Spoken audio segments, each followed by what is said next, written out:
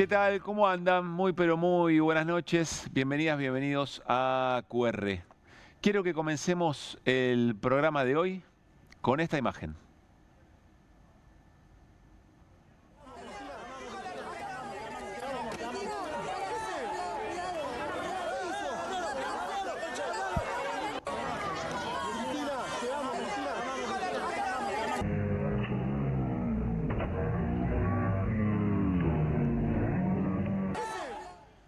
Yo sé que hemos visto esta imagen muchísimas veces, pero las hemos visto muchas y repetidas veces hace mucho tiempo. Esto ocurrió el 1 de septiembre del 2022. Y lo cierto es que no ha pasado tanto tiempo y deberíamos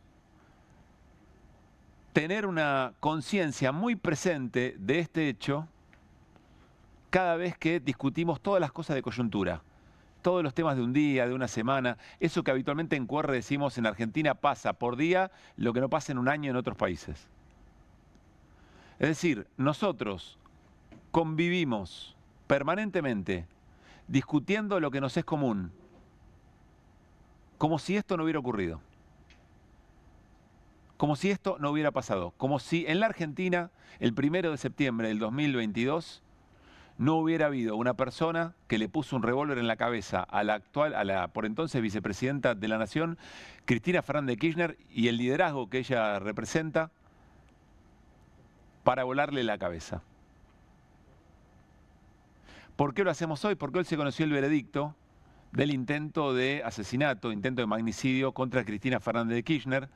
Sabac Montiel, 10 años, Brenda Uliarte, 8 años, y Nicolás Carrizo, perdón, lo absolvieron, que era el jefe de la banda de Los Copitos. En realidad, el que era el dueño de la empresa de Los Copitos, etcétera, etcétera. Tres años estuvo preso, lo largaron en agosto y finalmente lo absolvieron. El dato importante es que, insisto, convivimos diariamente con las cosas que nos pasan sin ser plenamente conscientes que parte de las cosas que nos pasan tienen mucho que ver con este atentado. Y sin embargo es como si no hubiera ocurrido. Ya no es que lo naturalizamos, no es lo mismo. No es lo mismo naturalizar algo que nos pudo haber generado algún tipo de trauma. No, no es eso. Es como si no hubiera ocurrido. Porque la trama sobre la que fue posible que a alguien se le ocurriera intentar matar a Cristina, esa trama es la responsable también, o es sobre lo que nos pasan las cosas que nos pasan habitualmente. Por ejemplo, la carga de violencia política con la que convivimos, que en definitiva puso a una persona como Javier Milei, con esa vocación por la violencia respecto del otro, el que piensa distinto, como presidente de la nación.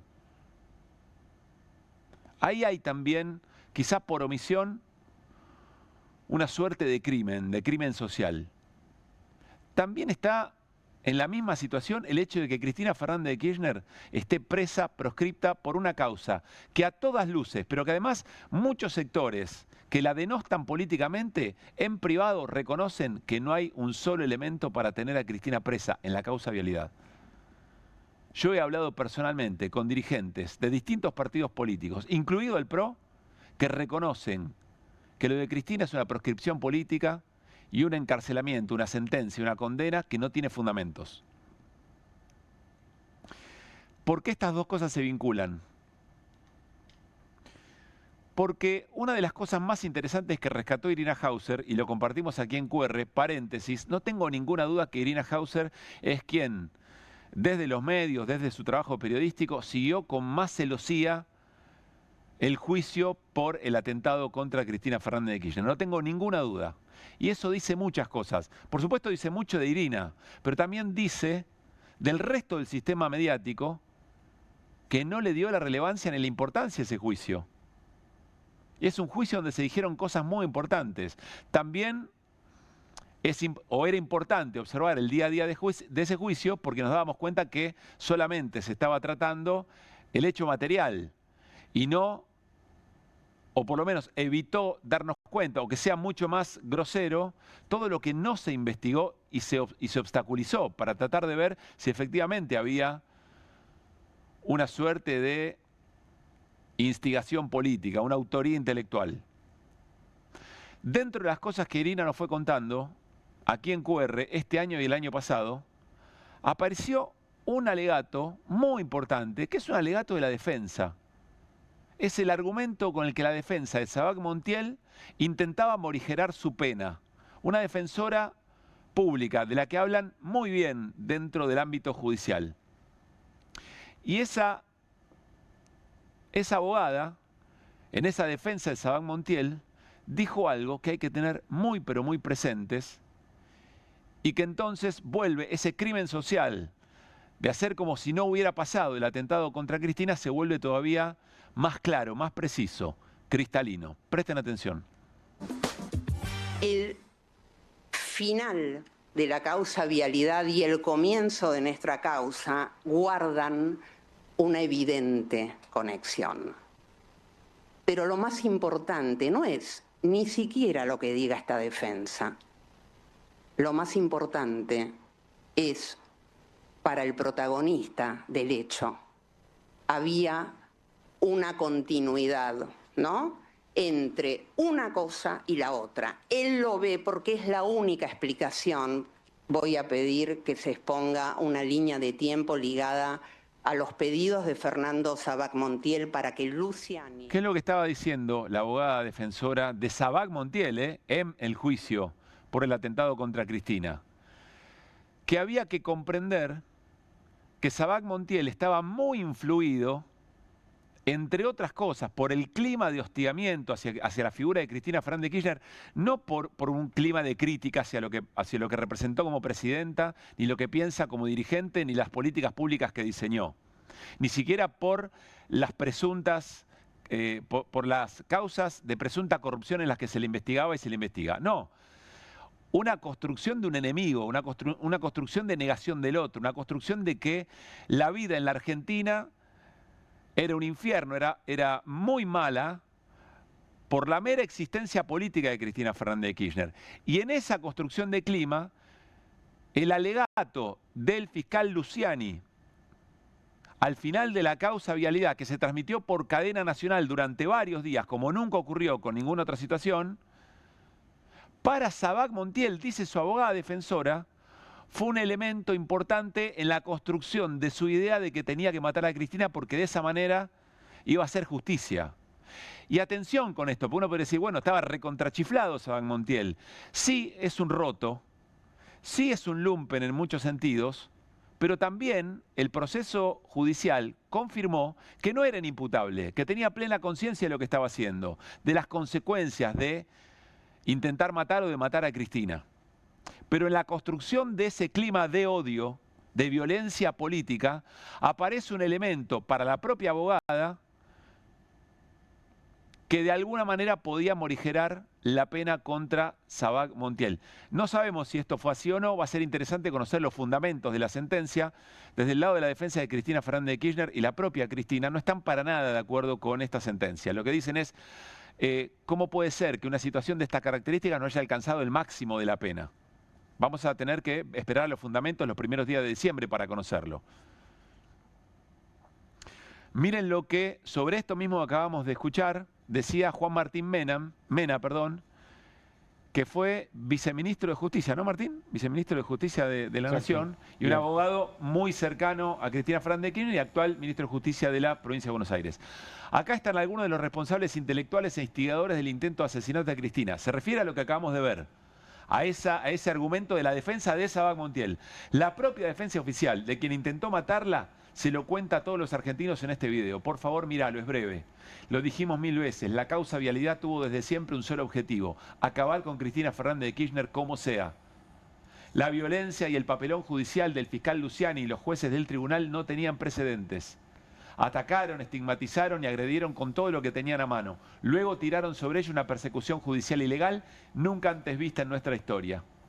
Como no podían frenarla, apareció el gatillazo en la cabeza, la bala no salió, entonces apretaron el gatillo serviles títeres judiciales. Siempre hubo, hay y habrá responsables y llegará el momento en que respondan por lo que hicieron. Insisto, apareció en la defensa de Sabac Montiel el elemento de la construcción de un clima de violencia política contra Cristina Fernández de Kirchner en el cual no es que Luciani apretó el gatillo, no es que Clarín apretó el gatillo, es que la construcción de ese esquema político es en parte responsable, Sabac Montiel por supuesto, de que alguien haya convivido con la idea de que era posible intentar asesinar a Cristina Fernández de Kirchner y de esa manera salvar a la patria. Eso no nace de un repollo, eso no es natural.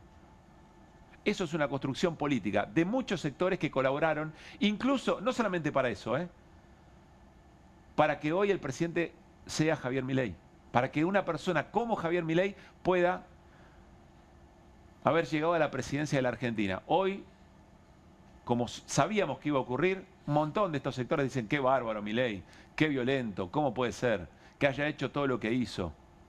Los ajustes, la perversión, la crueldad, con quién se juntaba, dar un recital mientras los jubilados los reprimen en el Congreso. Bueno, todo es parte de eso. Todo es parte de eso. Y ahí es donde decimos, insisto, les hago esta pregunta, hagamos este ejercicio. ¿Cuántos programas de debate y análisis político en la jornada de hoy pusieron como noticia principal o siquiera de las tres más importantes que se dio el veredicto contra quienes quisieron matar a Cristina? Hagamos el ejercicio, tratemos de olvidar lo que se llama Cristina Fernández de Kirchner, porque esa es la trampa. Intentaron asesinar en plena calle a una vicepresidenta de la Nación. Hagamos otro ejercicio. ¿Qué hubiera pasado si no fuera Cristina, si fuera otro dirigente? No hubiéramos reaccionado de la misma manera.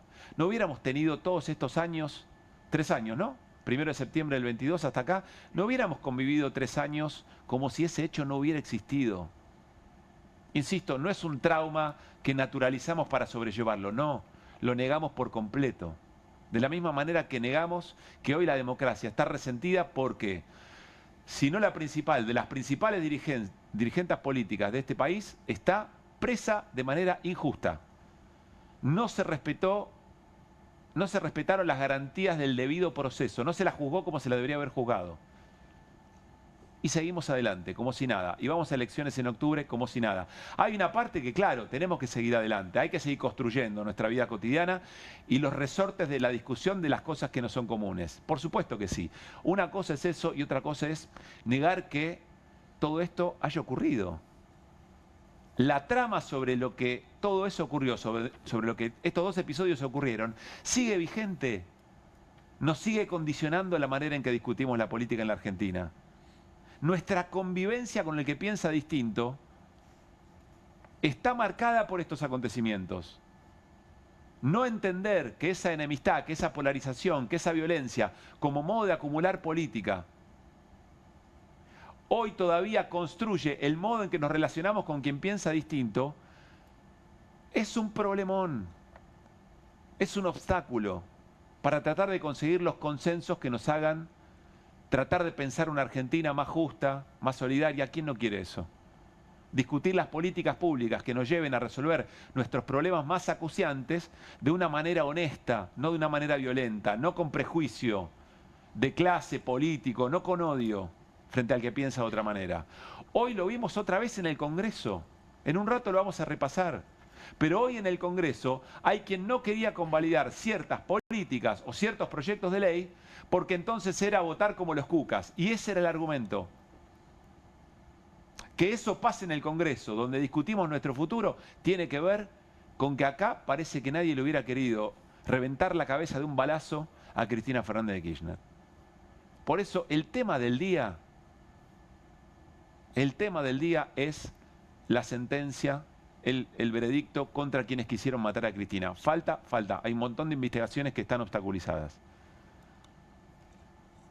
Pero les diría que todo lo que nos pasa hoy, todo lo que podemos poner en nuestra agenda del día, está atravesado por ese acontecimiento.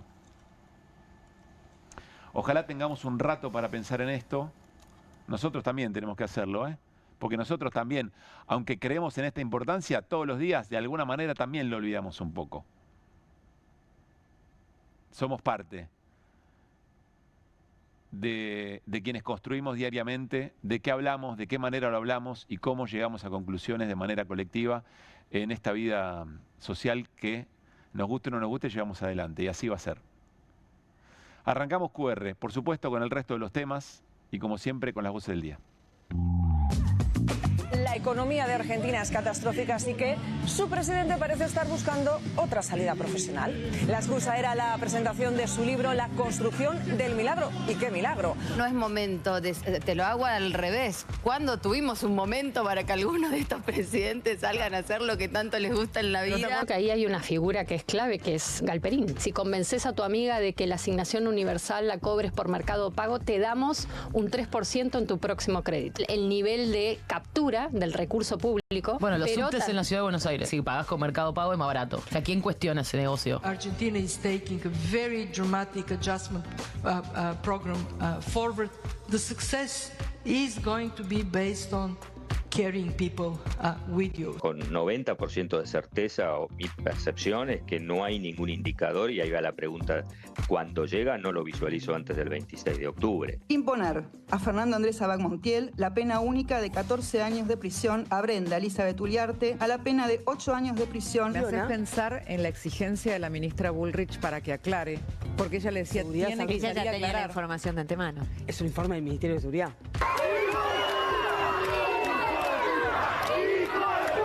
Lo que dijo Fred Machado, que te mencionó en una reunión. Si me lo crucé, la verdad es que no le conozco la cara. Y tuvimos un ahorro por la eficiencia que llevó adelante los procesos licitatorios de 15.500 millones de pesos. Eso está disponible. ¿Quién se le ocurre que en un país donde decimos que no hay plata para lo más importante le van a dar, ¿cuánto? 10 millones de dólares a la Libertad Avanza para que imprima sus boletas? Es un disparate. Hay una operación en marcha, le van a hacer mierda. ¿Y con qué, le digo yo? Y con Fred Machado. Mejor que no haya quórum y se termina el lío, me dice. Ya mintió y hoy vuelve a mentir. Queda abierta la sesión especial. Esta reforma es un intento desesperado por ponerle palos en la rueda al gobierno del presidente Javier Milei. Y ahora se despertaron todos republicanos y hablan de equilibrio de poderes. Salgan del placar y cuando terminen, canten la marchita. El senador Maximiliano Abad es golpista. El senador Pablo Blanco es golpista. O Carolina Lozada, Alfredo De Angeli, Luis Juez. Todos estos votaron a favor la media sanción del Senado que hoy nosotros estamos poniendo en consideración. 140 votos afirmativos, 80 negativos, 17 abstenciones. 20 policías para un jubilado.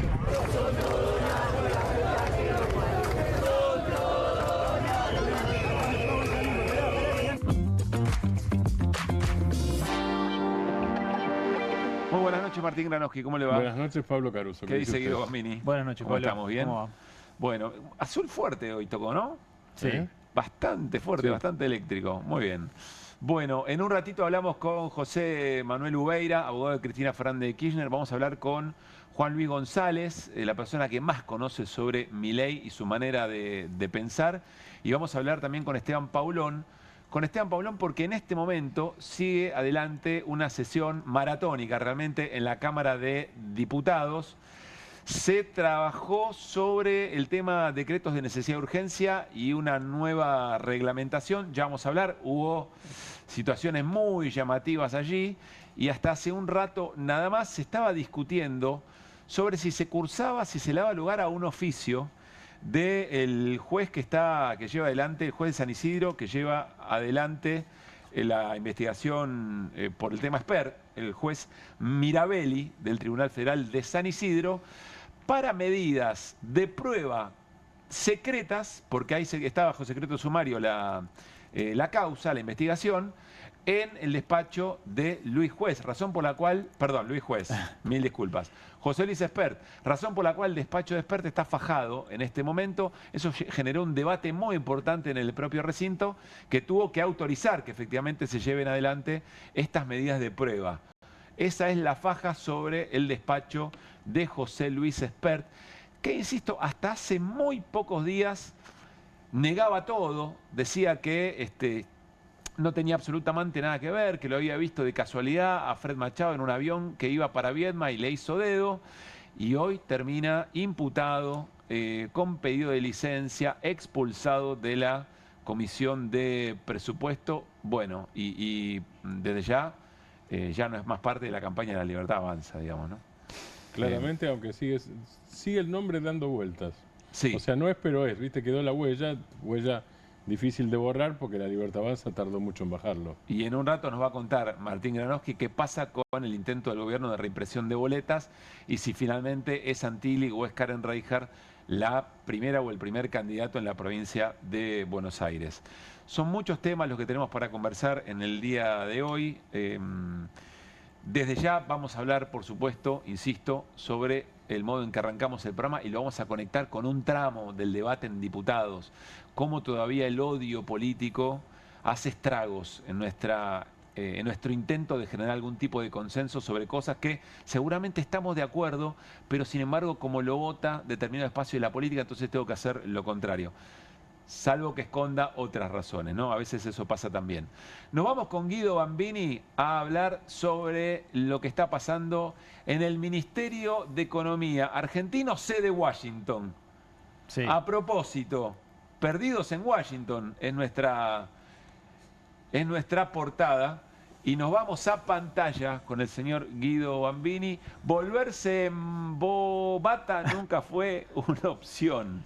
¿De qué estamos hablando, querido Guido, y qué está pasando? Está muy bien porque desde hace el jueves de la semana pasada que tenemos a todo el Ministerio de Economía y a los funcionarios del Banco Central, porque también está el presidente Bausili, el presidente del Banco Central, dando vueltas por Washington, un hermetismo tremendo. La verdad que un hermetismo bárbaro, no tenemos ni noticias todavía. Hoy no hubo tuit, hoy no hubo tuit ni de Scott Bessent ni de Kristalina Georgieva, sí habló a la mañana Kristalina Georgieva y después habló con Reuters. Sí. Pero vamos a ver en primera instancia qué pasó el día de hoy. Bueno, el día de hoy nuevamente ya parece chocolate por la noticia, ¿no? Vamos a la última barrita. Vendió 327 millones de dólares el Tesoro para sostener el tipo de cambio en 1.430 pesos, el tipo de cambio mayorista. Y fíjense la curva, cómo ya los depósitos que tiene el Tesoro en moneda extranjera, es decir, el poder de fuego que tiene para defender este techo de la banda blue, que se le dice en 1430, porque la realidad es que el techo de la banda donde defiende el Banco Central está en 1484. Bueno, el techo de la banda blue en 1430 le queda muy poco. Si ven, 342 millones. Podemos decir una jornada, un día le queda. Exactamente, le queda prácticamente un día por la dinámica que viene, con cómo viene vendiendo. El día de ayer fueron 280 millones. Es un día y además tiene que hacer, hay vencimientos entre el 15 y el 18 de octubre por 313 millones de dólares. Así que prácticamente no tiene ya poder de fuego el Tesoro. Hay algunos desembolsos que tienen que hacerse. ¿No? Claro, lo que estamos viendo todos es que si no hay ninguna noticia desde Washington en el fin de semana, o en los primeros días de la semana que viene, el lunes de la semana que viene, es muy probable, están dadas, digamos, todas las condiciones para que el tipo de cambio suba al techo de la banda y sea el Banco Central quien, en alguna medida, defienda el techo de la banda en la zona de 1.484 ¿Esos dólares pesos. son los del Fondo Monetario? Esos dólares son los del Fondo Monetario Internacional. A ver, son fungibles los dólares, decimos. No se sabe qué dólares están vendiendo, pero también, por ejemplo, están los encajes, ¿no? Los dólares de los depositantes forman parte de las reservas líquidas, que es el poder de fuego que tiene el Banco Central para sostener un esquema cambiario que a todas luces muestra que está totalmente agotado, ¿no? Ya ni siquiera miramos la banda inferior, ¿no? Claramente, solamente la banda superior. Qué bien le viene el feriado del viernes al gobierno. Exactamente. Pregunta, ¿sabía el gobierno que en los alrededores de la elección iba a andar contando, que se iba a medir en términos de jornadas financieras? Porque es un gobierno siempre muy reacio a armar los feriados puente, ¿no? Sí. No le gustaba nada ese asunto. Sí, le viene muy bien. 12 cae el domingo. Exactamente. Bueno, y el lunes hay feriado en Estados Unidos. También, en alguna medida, le sirve al Tesoro y al gobierno Guido, general. por el lado del travesaño se puede, ¿eh? Justito. Sí, es total. Vos venías calculando, me acuerdo, en este programa, la cantidad de días hábiles que quedaban hasta las elecciones. 12. No, antes, cuando sí, arrancaste. Ahora 12. Cuando arrancaste. Sí. Y por lo que yo recuerdo, yo no me acuerdo del número exacto, vos te lo vas a acordar seguramente porque vos mismo lo dijiste. Por lo que vos decías, me parece que se aceleró, más todavía. Sí, ¿no? Porque hacíamos una cuenta... Que el drenaje se aceleró, digo. Exactamente. De hecho, fíjate cómo las ventas aumentaron en los últimos días. 100 millones, 200 millones, 400 millones, bueno, y 300 millones en los últimos 2 días, sí. Los guarimos están aumentando, así que fue antes de lo previsto que se quedó sin poder de fuego el Tesoro. Y vamos a la siguiente también, porque cuando el Tesoro vende dólares, absorbe pesos. Esto es medio difícil de entender, Vos podés, pero Guido, vos vamos a poder explicarlo. Sí. Esto básicamente son los pasivos remunerados que antes fueron las LEFI y ahora es en las ruedas de simultáneas. El Banco Central es el que garantiza la liquidez diaria. Le remunera la liquidez diaria a los bancos, en general a las entidades financieras, a un día. ¿Qué está pasando? Bueno, es que absorbe tantos pesos, el Tesoro vendiendo dólares, y también el Banco Central vendiendo bonos atados al dólar, bonos dólar link se llama, que es que quedan muy pocos pesos dando vuelta en el mercado. Y fíjense cómo bajan los pasivos remunerados, porque si bajan los pesos, bueno, lógicamente hay menos pesos que al final del día van los bancos y le dicen al Banco Central, che, remunerame estos pesos para el próximo día. Porque se están yendo o al dólar en el mercado spot o en el dólar con bonos link. Bueno, ¿qué significa todo esto? Que sube la tasa de interés. Cuando hay falta de liquidez, sube la tasa de interés. Es decir, le va a pegar nuevamente, como vimos en julio, a la actividad económica esta movida de estar permanentemente vendiendo dólares y chupando pesos del mercado. Es algo también importante a mirar de cara a las elecciones de octubre, cómo le va a pegar a la actividad económica la falta de pesos, en definitiva. Bueno, y después tenemos un poquito, digamos, hacer dos pasos para atrás y ver el costo general de esta elección. Lo hablábamos hoy más temprano con Pablo, ¿no? Es un número impactante. 15.000 millones de dólares. Perdón los colores, tal vez no te gustan tanto los colores rojo y negro, pero digo, es impactante el 15.000 millones de dólares lo que le está costando al gobierno hasta llegar a las elecciones del 26 de octubre, hasta este 26 de octubre. Repasamos, 1.100 millones de dólares fueron las ventas que hizo el Banco Central en la semana previa a ese rescate, que todavía no es un rescate porque fue simplemente un tuit de ese lunes, del tuit de Scott Bessent y del presidente Donald Trump. 6.400 millones de dólares es lo que tiene vendido en posiciones de dólar futuro, que se fue incrementando con el correr de los días. Digo, esto no es desde que perdió las elecciones de la provincia de Buenos Aires el gobierno, se fue acrecentando las intervenciones y los artilugios que fue encontrando el gobierno para llegar a las elecciones del 26 de octubre. Es tremendo esto. O sea, esto es todos los recursos que pone, que son recursos del Estado, no son recursos de Milei, en un capricho por sostener un plan económico que fracasó estrepitosamente y no hay quien lo dude. No hay quien lo dude, no hay quien se anime a decir hoy realmente que lo que dice el presidente, todo marcha de acuerdo al plan, es efectivamente así. Bueno, esto es lo que se pone para sostener ese plan que ya se rompió, ese barco que ya naufragó. Miren la cantidad, 15.000 millones de dólares. Sí, hoy, antes de arrancar el programa, nuestro productor Woody decía, necesitamos hacer una nueva vaquita para Caputo. Sí, yo le decía, claro, porque esto ya fue una vaquita que hicieron todos los argentinos. Porque esto, digo, entre otras cosas, por ejemplo, la compra de dólares que hizo en su momento el Tesoro, bueno, fue gracias al superávit fiscal a costa de gran ajuste a muchos actores de la sociedad. Y digo, por ejemplo, la eliminación de las retenciones y ese adelantamiento de las divisas de las cerealeras también tuvo un costo fiscal de 1.500 millones de dólares que en el futuro, como este gobierno quiere sostener un superávit primario de 1,6 puntos del PBI, va a ser más ajuste. Así que las vaquitas las hacemos nosotros, las hace la sociedad argentina. A ver, algo que me parece importante mientras yo mismo lo voy escuchando a Guido, seguramente a ustedes les pasa. Parece que fuera la columna de ayer. O la de antes de ayer, o de la semana pasada. A mí también me pasa. ¿No? Está replicando el mismo mecanismo, pero cada vez con montos más grandes. Por eso es importante esta placa. Porque sostener todos los días lo mismo cada vez le cuesta más a la Argentina. Cada vez le cuesta más o sufre más, digamos, la economía real. Implica mayor ajuste, mayor endeudamiento, mayor despilfarro de recursos. Para sostener un capricho, para sostener un dogma. Para sostener algo que ya se rompió, que ya no funciona de ninguna manera. E insisto, estamos tratando todo el tiempo de alertarnos a nosotros mismos sobre algo que es muy grave, pero que de tan repetido ya parece ser parte del paisaje. Y esto es tan grave que el Ministerio de Economía de nuestro país, soberano, se mudó a la Casa Blanca. Ayer decíamos, che, llegaron bien. Chiflen, avísenle a la familia en qué andan. Porque las máximas autoridades del equipo económico están allá sin decir nada. Seguramente trabajando en algún anuncio va a haber, veremos de qué se trata. Pero ya el hecho en sí mismo de que para resolver los problemas del país estén en una casa de gobierno ajena, todos los funcionarios de economía, políticamente, es tremendo, es devastador el dato.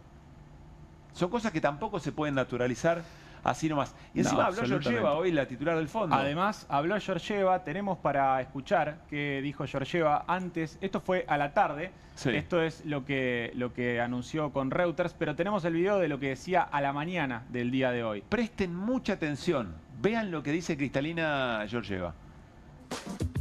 But the third step is the most important and the most difficult one. Carry people with you.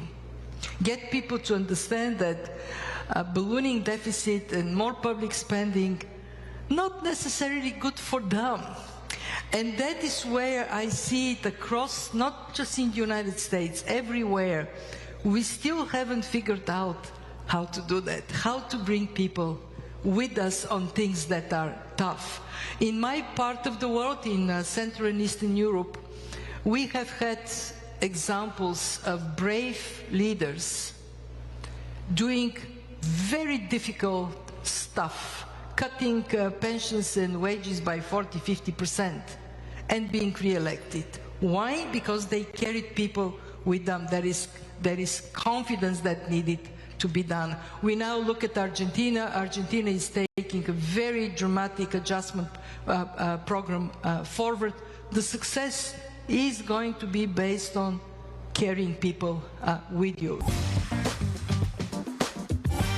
Escuchamos bien lo que dijo la titular del Fondo Monetario Internacional, que está articulando con el gobierno de los Estados Unidos de qué tipo de ayuda estamos hablando para la Argentina. Dice, es increíble lo que más nos cuesta, no logramos que la gente acompañe las decisiones más difíciles. Hay algunos líderes muy valientes que hicieron recorte de pensiones del 50%, echaron empleados públicos, recortaron salarios por el 40% y lograron acompañamiento. Si lo que está diciendo, pénsenlo en términos de Argentina. No estamos logrando en la Argentina que los jubilados y las jubiladas, los médicos del Garraham, las universidades desguazadas acompañen al gobierno. Porque es por su bien, dice por otra parte. O sea que no se terminan de dar cuenta.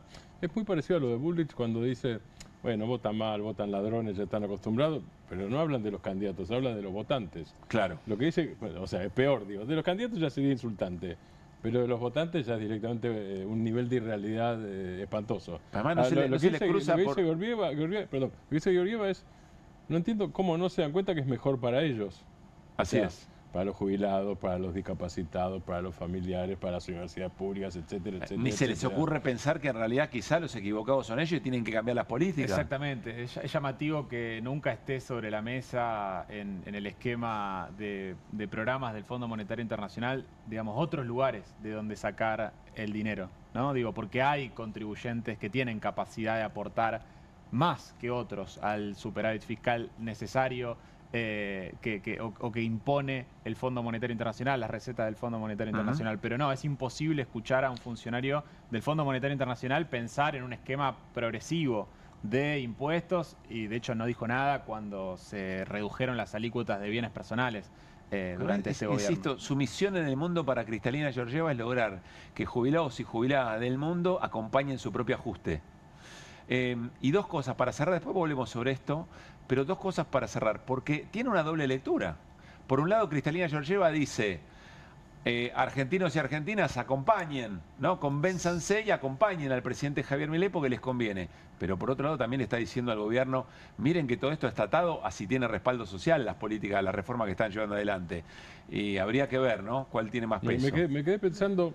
No logro descubrirlo, porque además ella no lo dice. En algún momento dice, yo vengo de Europa Oriental, Kristalina Georgieva es búlgara, no conozco el caso de Bulgaria, así que no puedo hablar de eso, pero me quedé pensando que el caso más parecido a la Argentina en ese sentido, de entrega completa al fondo y a las normas del fondo, porque no era solamente el fondo, sino que era Alemania y la Unión Europea, era el caso de Grecia. Sí.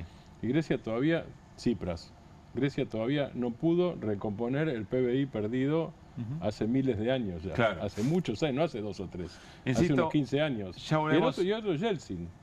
Boris Yeltsin. Boris Yeltsin es otro caso que se me ocurre.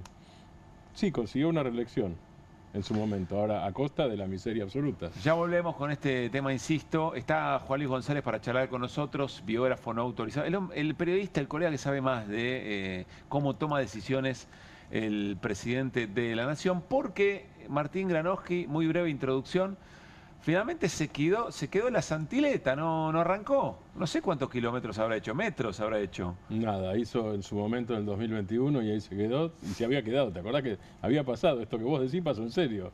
Una vez se quedaron a pata con la Santileta. Esta vez la justicia, y esta parte sí está resuelta, hay apelación pero está resuelta.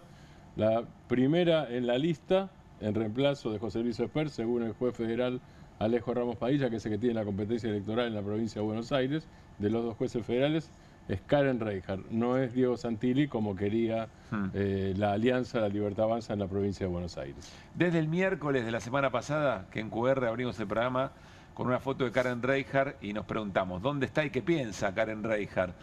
Juan Luis González, ¿qué tal? Muy buenas noches, ¿cómo anda? ¿Cómo andás, Pablo? Saludos a todo el equipo. Gracias por la llamada. Muchas gracias, muy amable. ¿Por qué Karen Reijard es la segunda candidata a diputada nacional en la provincia de Buenos Aires, que ahora, caído Espert, se la quieren sacar de encima? Es difícil imaginar que hay una decisión... A ver, yo en general no tiendo a ver las decisiones de Milei ni racionalidad, ni estrategia, ni política, y parecería que no es subestimarlo, ¿no? Así llegó Milei a donde llegó, muchas veces tomando decisiones que se escapaban del racional político. Parecería ser uno de esos casos, ¿no? No sería además la primera que llega al Congreso de la Nación por algún tipo de afinidad personal, si se quiere, con Milei. Estoy siendo muy educado. Un caso que ha sido público, por eso lo cuento, pero realmente hay mucho más, es el de Lilia Lemoyne, que el otro día fue corista también de la banda de Milei, que llega, con una relación de carácter íntimo que tuvo con el entonces candidato Milei. Pero esta es una relación, ¿cómo estás, Juan? ¿Personal o es una relación con afinidad animal? Con Reijard no lo sé, la verdad sé que fue una decisión de Milei. No, digo porque su programa es sobre animales, por eso te estoy diciendo, no es un chiste. No, y la obsesión de Milei son los perros, cosa que vos sabés mejor que yo.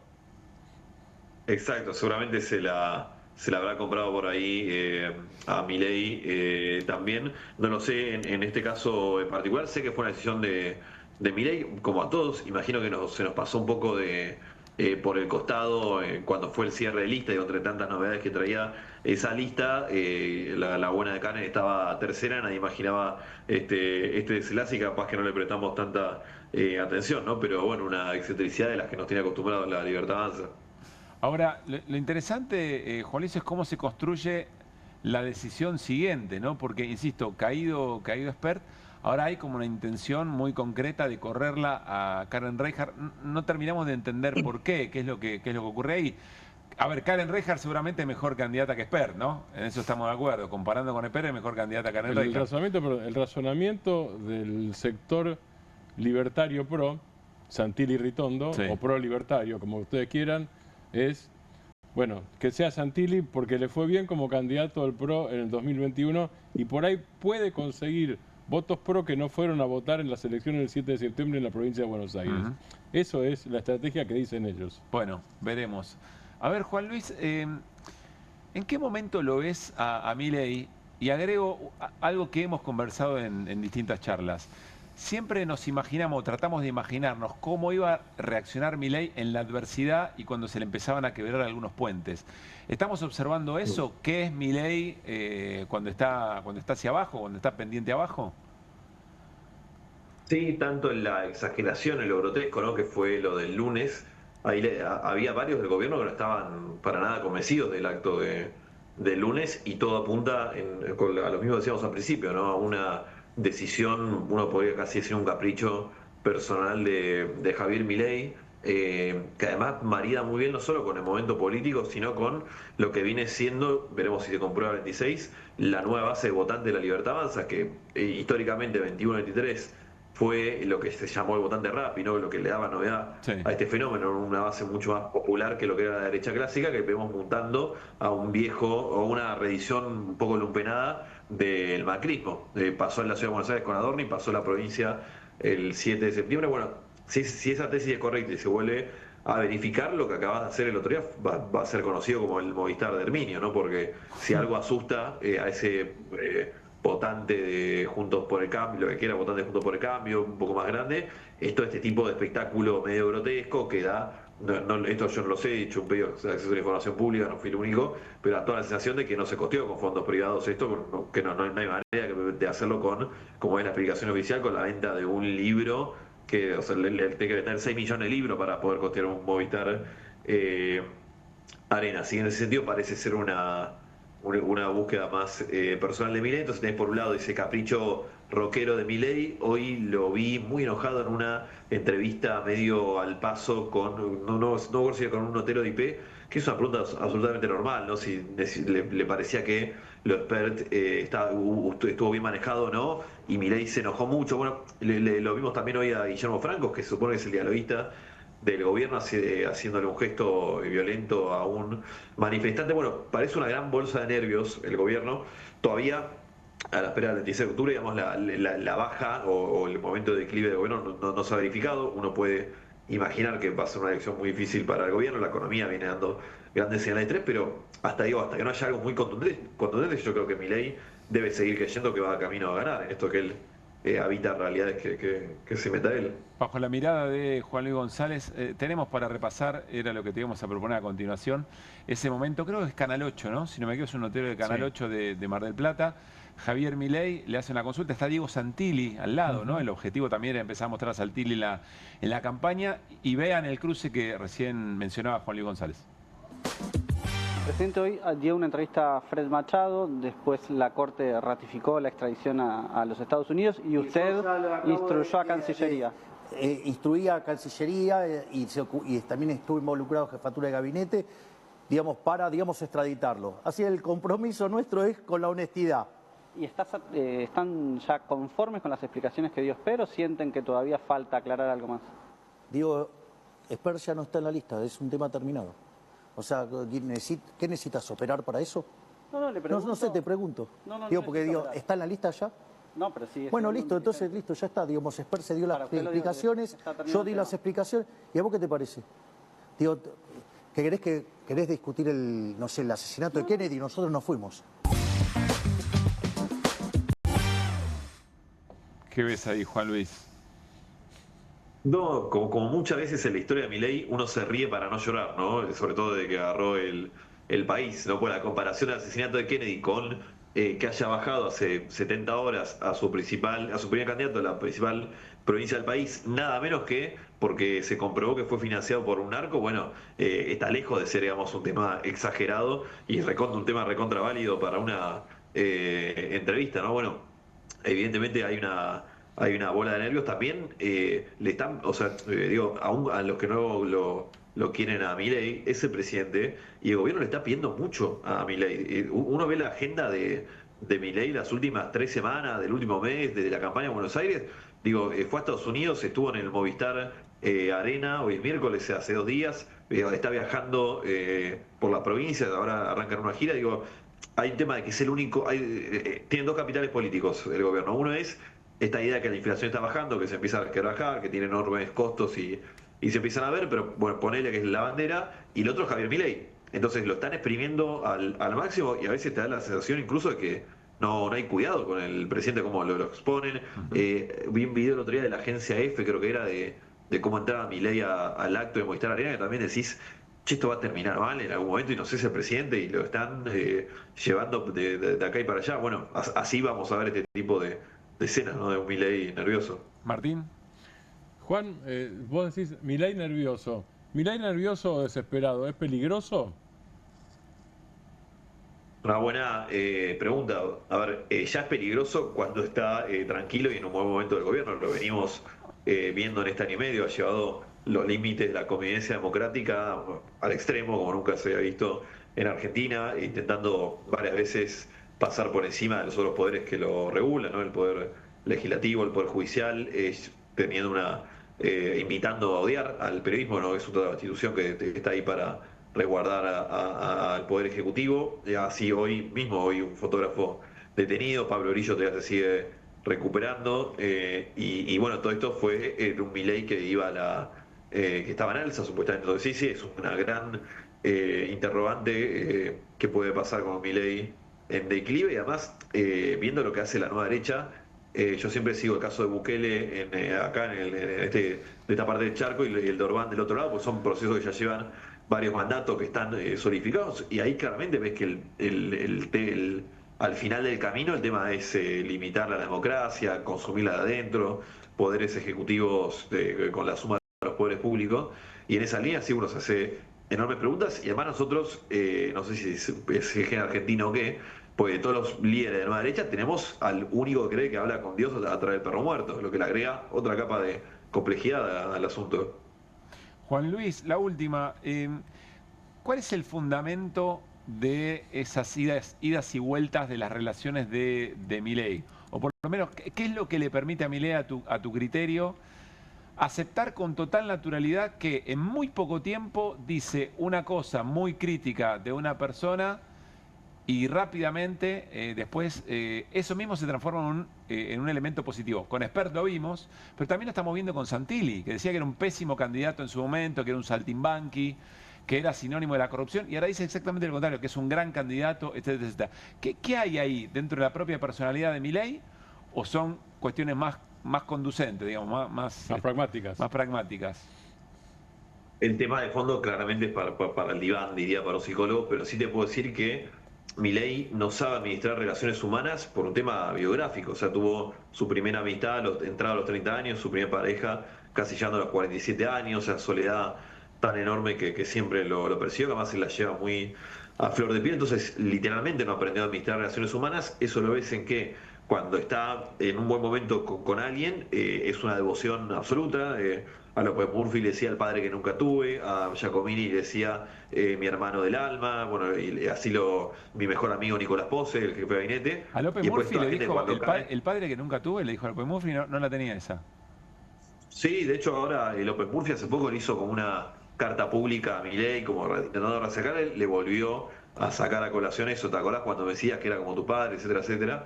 Y bueno, y después pasan al otro bando, y además también hay una dinámica del estrés del poder y la dinámica de la gestión que cada vez dura menos. O sea, que de repente en 24 horas pasa de una cosa. Digo, con Pose era el mejor amigo que llegaba a la gestión, y ahora cada vez que puede Milei habla mal de él y lo mal que andaba el gobierno por culpa de Pose. Entonces hay algo que de no haber aprendido a vincularse, ¿qué pasa eso? Y cuando él te deja entrar, que digo, son muy pocos, son gente contada con los dedos de una mano los que él deja entrar a su vida, y una cosa ahí sí, de hermandad total,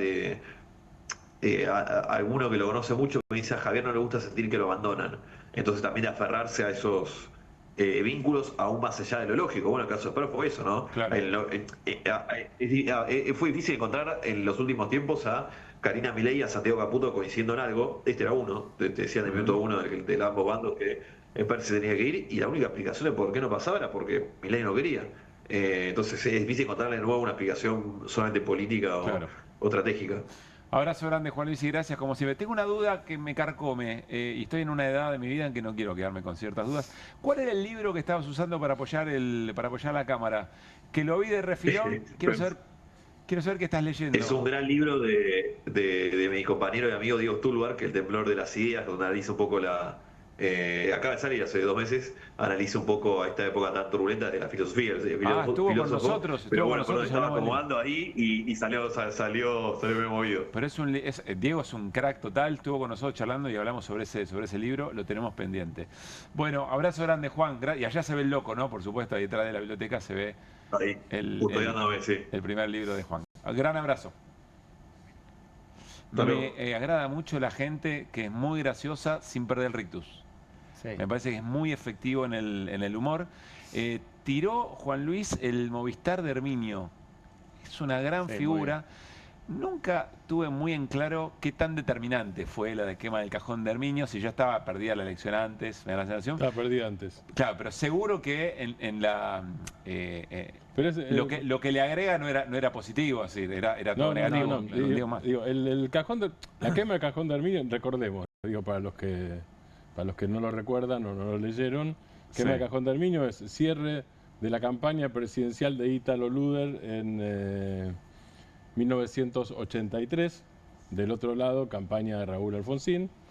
En la 9 de julio, entonces, Herminio Iglesias, que era candidato a gobernador por el peronismo, quema un cajón que decía UCR, Unión Cívica Radical. las encuestas, había pocas encuestas en ese momento. Uno de los encuestadores era Manolo Moria Araujo. Las encuestas de Moria Araujo ya daban a Alfonsín.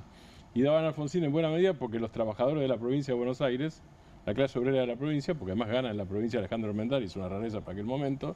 Después vendría María Eugenia Vidal muchos años después. O sea, provincia de Buenos Aires no peronista. Sí.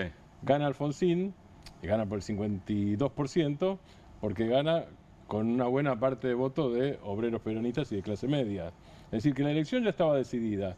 Ahora, es interesante esto, porque para mí todavía cobra más fuerza lo del cajón de Herminio. Porque está haciendo lo mismo. La imagen, ¿no? Está haciendo lo mismo Milei, está quemando el cajón de Herminio. Cuando Herminio ya estaba derrotado, quiere decir que derrotado lo que hace es remachar su propia derrota, si vamos a la metáfora, y la extendemos de acuerdo a la realidad. Muy bien, muy interesante cómo eso se puede traer también acá en el modo que lo hace Martín. Juan Manuel Romero escribió un libro, muy buen libro, que creo se llama La primera gran derrota del peronismo. Yo no lo leí, pero Juan Manuel es excelente historiador. Ediciones de Futurock, ¿no? Si no me equivoco, para recomendar a propósito de todas estas cosas, conexiones que ocurren solo en QR. Bueno, y lo otro que dijo, no para detenernos porque hay más información, le piden mucho a Milei. Tiene razón Juan Luis González cuando dice eso. Es decir, todo depende casi de lo que haga o deje de hacer Milei. Sí. Y es una exigencia muy grande, aún para una personalidad como la del propio Milei, porque está muy expuesto no al error, al tropezón y al revuelque, digamos, ¿no? Y eso se observa. Lo que pasa es que hay una falta hay una falta de profesionalidad en general en el equipo y una falta de nivel en general. Y no hablo en términos ideológicos. Yo no podría haber dicho esto del equipo de gobierno de Carlos Menem, con quien yo no estaba de acuerdo con las políticas neoliberales de Menem. Por eso estoy quitando el barniz ideológico de esto de la crítica ideológica. Ahora, si uno empieza a ver Eduardo Bauzá contra Guillermo Francos, Lisandro Catalán contra versus o con Carlos Corach. Digo, si empezamos a comparar niveles, el nivel técnico-político, vamos a ponerlo de esta manera, y de cintura política y de negociación de aquella administración que hasta hace poco Milei admiraba, no sé si sigue admirando, porque dice que en los últimos 100 años la Argentina fue un desastre. Digo, el nivel político de cintura, digo, un Guido Di Tella en lugar de Gerardo Huerten, digamos, estamos a años luz de distancia. De hecho, la cara del Colo Santilli, tremenda, que es un político profesional, si querés, denotaba eso, ¿no? Cuando hablaba Milei. Hay que pedir un bar de lo que acabamos de ver, solo para detenernos en la cara de Santilli, ¿no? Bueno, hablando de ministro de Interior, Lisandro Catalán hoy participó en esa audiencia, la que convocó Alejo Ramos Padilla. El tema tenía que ver con la reimpresión de las boletas. Ya nos da información Martín Granowski, pero vean el argumento de Lisandro Catalán, sobre todo cuando le dicen, entre otras cosas, che, ¿y la plata está para esto? A ver. Nosotros, cuando empezamos a proyectar todo el proceso eleccionario, hicimos una previsión presupuestaria donde obviamente Hacienda de la Nación, el Ministerio de Economía, nos giró esa partida para poder organizar todo el proceso eleccionario. Son varias licitaciones con varios ítems cada licitación, etc. Nosotros fuimos muy celosos en el manejo de los fondos públicos. Y eso nos llevó a arrojar un ahorro de 15.500 millones de pesos. Digamos, lo que habíamos previsto, pudimos hacer un ahorro de 15.500 millones de pesos. No, pero no es al contrario. Nosotros, cuando uno hace varios meses antes una proyección de gasto, tiene que prever que puede haber subas, etcétera, etcétera. Perdón, termino con esto porque es un tema fundamental. Nosotros, con todo el equipo del Correo Argentino, de la DINE, con toda la Secretaría de Administración, con todas sus distintas áreas del Ministerio del Interior, llevamos adelante todos los procesos de licitación para poder llevar a hacer el proceso electoral, y tuvimos un ahorro por la eficiencia que llevó adelante el proceso licitatorio de 15.500 millones de pesos. Eso está disponible. En el caso de que la justicia decida no imprimir las boletas, se lo devolveremos a Hacienda como corresponde, porque es plata de los argentinos, ¿no? O sea, hicimos una ahorra, ajustamos como loco, con jubilado, con el Garrahan, fuimos perversos con las pensiones por discapacidad por si pasaban algunas cosas, como que, bueno, si teníamos que bajar un candidato financiado por un narco, por ejemplo, y ahí está la plata. Hay una cosa, lo que te voy a decir es menor, pero es una curiosidad interesante, a mí me resulta interesante, porque él dice todo lo que hizo el Ministerio del Interior. El Ministerio del Interior no existía. Claro. Existe hace poco, existió hace mucho. Después Franco absorbió la función de jefe de gabinete y ministro del Interior.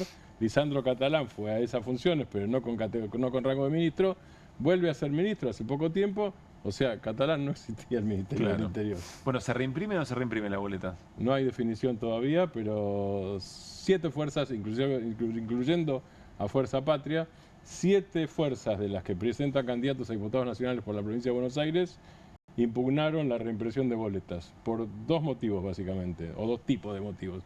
El primer motivo es efectivamente el que vos decías, dicho casi con tus propias palabras. En general, el cuestionamiento fue, a ver, no hay plata para jubilados, no hay plata para discapacitados, no hay plata para universidades y hay plata para esto, que además se debe a una decisión de último momento de una de las fuerzas, porque la otra cosa es así. No hubo un cuestionamiento, ya hubo un cuestionamiento previo en algún caso, al costo y a la utilidad de la boleta única de papel, cuando la otra boleta, la tradicional, en la Argentina siempre había funcionado. Las denuncias de fraude eran bla, bla, bla. Cuando pasaban las elecciones, en realidad, en la Argentina fue absolutamente Pero además uno de los transparente. argumentos era que era más económico y hasta hoy, sin la reimpresión, no fue más económico. Exactamente. Eso se cayó, pero hoy una parte del argumento entonces fue económico, esto es caro, y la otra parte del argumento es esto es injusto. Esto es injusto porque es capricho de una sola de las fuerzas y algunas de las fuerzas chiquititas, de Samit, por ejemplo, Alberto Samit, dijeron, y si nosotros bajamos un candidato, tercer candidato, porque tenemos el mismo derecho. Uno puede decir, claro, vos no tenés posibilidad de meter candidatos, ¿cómo se sabe? Pero es un tema de derechos. Si nosotros lo hiciéramos, nosotros seríamos atendidos, digo, las fuerzas más pequeñas presentaron eso como parte de alegar injusticia. Y la otra cosa, digamos, yo dije 2, pero hay 3, hay una cuestión de procedimientos y tiempos. Porque eso lo hablamos acá, las boletas no son como las otras boletas, como las boletas sábana anteriores, donde cada partido tenía su boleta. Las boletas incluyen la boleta única de papel, incluye a todas las fuerzas políticas, y entonces esa boleta es documento público, porque por eso se está discutiendo y por eso tiene que participar el ministro del Interior, porque es documento público. Claro. Entonces, como es documento público, necesita un proceso no solo de impresión, que ya es complejo, es de impresión, de distribución, de validación, de control, de asignación de boleta de acuerdo al circuito electoral. Digo, tiene toda una serie de complejidades y algunos de los participantes, hoy fue una reunión larga, fue una reunión de 3 horas, esa que vos decís, algunos de los participantes dijeron, esto va a terminar, puede llegar a terminar poniendo en riesgo la propia realización del acto electoral por las dilaciones. Ahí está el límite concreto. Ahí volvemos sobre eso. Porque en este mismo momento se está desarrollando la sesión muy extensa en la Cámara de Diputados y tenemos, ya a esta altura le diría casi una suerte de cronista, casi una suerte de móvil en la Cámara, que es el diputado nacional Esteban Paulón, con mucho cariño lo digo. Es un buen cronista. Lo sé. Y además candidato a senador nacional en representación de la ciudad de Buenos Aires en las próximas elecciones. Buenas noches, Esteban, ¿cómo estás? Ay, se nos congeló, mira, por gracioso. Por gracioso, Caruso. ¿Volvió? ¿Está? No. Sí, porque sí estoy. Te iba a hacer el chiste de que a partir del 10 de diciembre te hago de cronista en el Senado, pero justo se me trabó. Bueno, Esteban, a ver, ya trataron el tema nueva reglamentación de los decretos. Ahora te pregunto algo concreto sobre eso. Pero hace un rato estuvieron discutiendo a partir de un pedido del juez Mirabelli, que es el que lleva adelante la causa Espert en el juego de San Isidro. Hubo un enorme debate. ¿Nos puedes contar un poco qué pasó ahí? Porque además se suponía que eran órdenes secretas.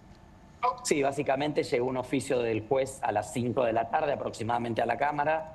Lo supimos primero por la prensa antes que por las autoridades de la Cámara. Ahí tenemos una pequeña irregularidad y eso demoró el inicio de su tratamiento.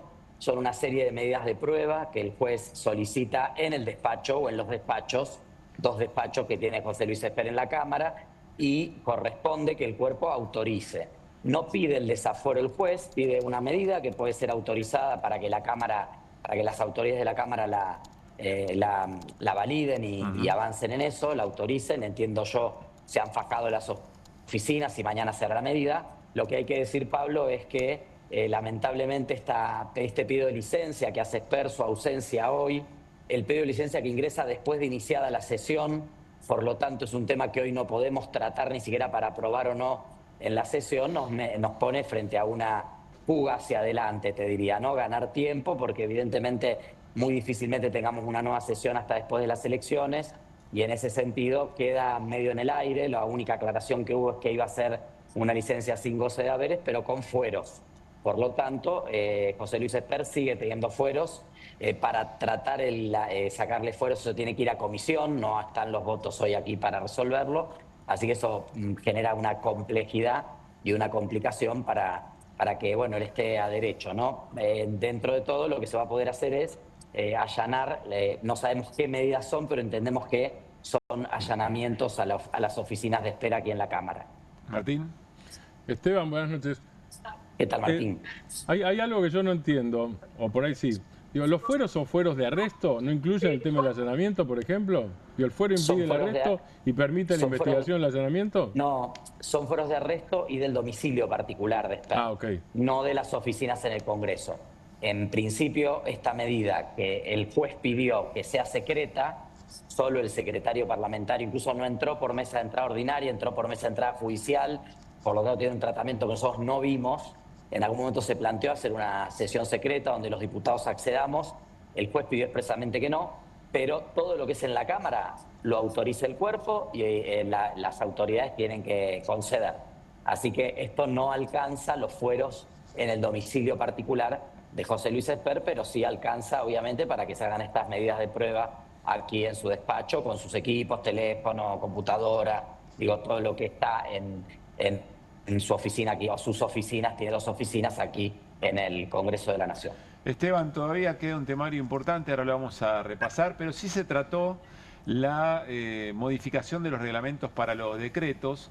Había que aprobar lo que había venido ya con media sanción del Senado. Faltaron 2 votos para la mayoría absoluta, 129, y la mayoría del quórum, de la mitad del recinto. ¿Qué pasó? ¿Cómo lees esos votos que faltaron? Algunos que se ausentaron, que habían votado afirmativamente y se abstuvieron. ¿Qué pasó ahí? Sí. Bueno, una operación de sectores del gobierno sobre algunos gobernadores y algunos bloques pequeños. Determinaron que de 144 votos que logramos en la votación mayor en los artículos anteriores, se redujera a 127 esa votación y quedamos a 2 votos de que la ley pueda ser aprobada por completo. Esto lo único que hace es ganar tiempo para el gobierno, porque vuelve al Senado. El Senado esta ley ya la aprobó con más de 2/3, así que no va a tener problema en insistir en el texto y en remitirla como ley aprobada. Ganaron algunas semanas de tiempo, una picardía, si se quiere, política. Había una diferencia en relación al plazo de validez de 90 días de los decretos de necesidad de urgencia, y que eventualmente, si esos 90 días pasan y alguna de las 2 cámaras no se abocan expresamente a aprobar y ratificar el DNU o a rechazarlo, automáticamente cae el DNU. Entiendo que hay especulaciones de todo tipo sobre que es un plazo breve. Fue una discusión en la comisión. Nosotros en el proyecto original que tratamos el año pasado en comisiones habíamos dado un plazo un poco más extenso, 120 días. Pero bueno, ahora se trataba de avanzar con esto y decidimos votar el proyecto del Senado para no perder tiempo y para que esto efectivamente pueda avanzar. Así que será en 2 semanas, no será hoy, pero la modificación del régimen de los decretos de necesidad y urgencia va a ser ley en Argentina. Esteban, gracias como siempre, un gran abrazo. Gracias a ustedes, que tengan buena noche. Hay temas importantes todavía por tratarse, entre ellas interpelación a la propia Karina Milei por el tema Andis, por el tema Libra, si no me equivoco también. Se va a tratar el impuesto a los combustibles, una manera distinta de repartirlo entre las provincias. Bueno, hay varias cosas todavía allí, y ya se aprobó que haya una defensoría de niños, niñas y adolescentes durante 5 años, algo que viene muy demorado y que por supuesto de alguna manera le quita posibilidad de defender ciertos derechos. Era algo que al gobierno le molestaba mucho y no se había logrado sostener. Bueno, quiero contarles algo que pasó hoy en la propia sesión, como se estaban discutiendo estos decretos. el diputado Santurio de La Libertad Avanza, ahora lo vamos a ver, para argumentar por qué no se debería modificar el reglamento sobre el tema de decretos, utilizó un argumento muy especial, que era ustedes, sobre todo a aquellos sectores de la política que no son del peronismo, que no son kirchneristas, a los que alguna vez lo acompañaron al gobierno en la ley bases, en sostener el decreto 70, en algún que otro veto, etcétera, etcétera, que fueron muy funcionales al gobierno. Y el modo de argumentar fue el siguiente, escuchen. La oposición que nos había acompañado el primer año se le ocurrió darse vuelta y empezar a acompañar una y otra vez al kirchnerismo, con cada sesión, con cada voto que ponía en riesgo el superávit y que pone en riesgo el superávit. Lo único que están haciendo es romper un modelo de crecimiento, hablando mal del kirchnerismo, pero votando con ellos una y otra vez. No le digan a la gente que están en contra del kirchnerismo si cada sesión van a votar con ellos y van a tener la misma agenda. No vendan esa estafa. Hablemos a la gente en serio y lo que dicen afuera, háganlo acá. Porque acá lo único que escucho es que votan igual que Germán Martínez, el presidente del bloque del kirchnerismo. Que entiendo que él lo haga, lo que no entiendo es por qué ustedes lo hacen. Bueno, está claro, ¿no? O sea, más allá del argumento, ¿por qué votan como el kirchnerismo? Por eso yo vinculaba esto en el arranque con el atentado contra Cristina Fernández de Kirchner, porque se volvió un argumento que alguien que puede pensar igual que otro espacio de la política en un tema determinado, pero ya es mancha venenosa votar contra eso que se lo denomina kirchnerismo. Germán Martínez recoge el guante muy rápidamente, pide la palabra, no tenía que hablar él, pero como es referido, pide la palabra. Creo que lo tenemos, Juli, ¿no? Y dice esto, mirá. Bueno, quiero decir esto, lamentablemente lo recordé en la comisión. Dejen de hablar de golpismo, de desestabilización de todo eso. Le quiero decir, el senador Maximiliano Abad es golpista. El senador Pablo Blanco es golpista. El senador Flavio Fama, de Catamarca. El senador de nuestra provincia, Eduardo Galareto, o Carolina Lozada, son golpistas. Cronenberger, senador radical de La Pampa, es golpista. Los senadores José María Carambia y Natalia Gadano, de Santa Cruz, son golpistas. Sientan. Alfredo De Angeli es golpista. Gerlin Lara, lo querían poner al frente de la bicameral de inteligencia, es golpista.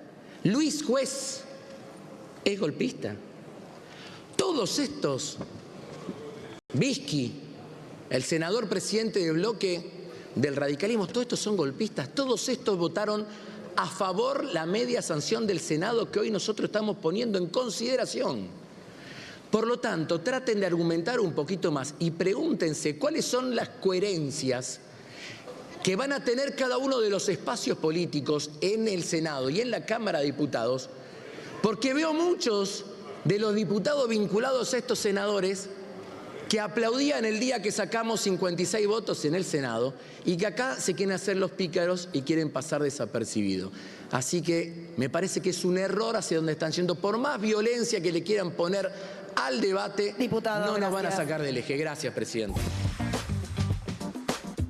Algo intuía Germán Martínez, porque efectivamente después esos diputados se dieron vuelta. Después podemos hacer el repaso. Pero lo que me parece interesante, y está bien que Martínez hable de violencia, porque el argumento, más allá de lo flaco de un argumento, lo que está utilizando es una suerte de estigmatización del otro para validar un argumento sobre un proyecto de ley.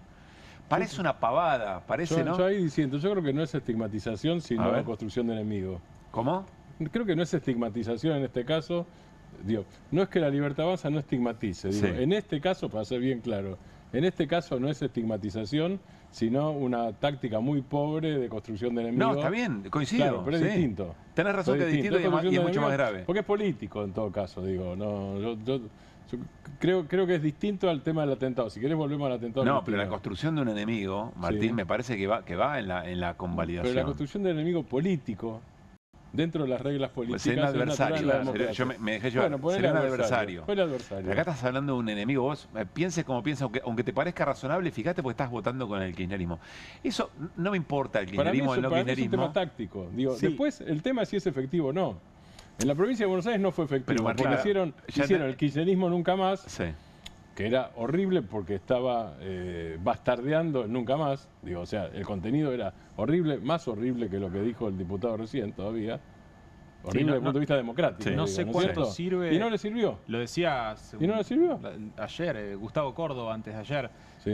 que nos planteaba que el antikirchnerismo, según sus encuestas, está en el orden del 44% de la población, a diferencia de otros momentos, y que el antimileísmo está en el orden del 65%. Así que no sé si, como en otras épocas, sigue siendo tan buena esa táctica de construcción de enemigos. Entiendo cuando te referís a qué es lo táctico en esta discusión. Lo que yo digo es que esto, utilizado como táctico 7 millones de veces, termina construyendo un ánimo, y ahí es donde yo sí digo, qué interesante, cuando la abogada defensora de Sabac Montiel dice, che, mirá, en la acción de Sabac Montiel, de mi defendido, hay una línea que conecta el alegato de Luciani, con todo lo que eso significó, esa estigmatización, esa construcción de hay que aniquilar a Cristina porque es el mal de toda la Argentina, etcétera, etcétera, con la acción de Sabac Montiel. Insisto, este fue parte del modo de defender de la defensora oficial a Sabac Montiel. Y quiero volver, porque arrancamos el programa así, hoy lo más importante que ocurrió es que se conoció el veredicto en la causa por el atentado contra Cristina Fernández de Kirchner, 10 años para Sabac Montiel, 8 para Brenda Uliarte. Vamos a preguntarle a José Manuel Ubeira, abogado de Cristina Fernández de Kirchner, qué mirada tiene sobre todo esto, tiene la amabilidad de atendernos. José Manuel, ¿cómo te va? Pablo Caruso y todo el equipo de QR, saludamos. ¿Cómo estás? ¿Qué tal? Buenas noches, ¿cómo están? Gracias por este rato. A ver, evaluación, hay varias cosas para charlar, pero evaluación del veredicto de hoy.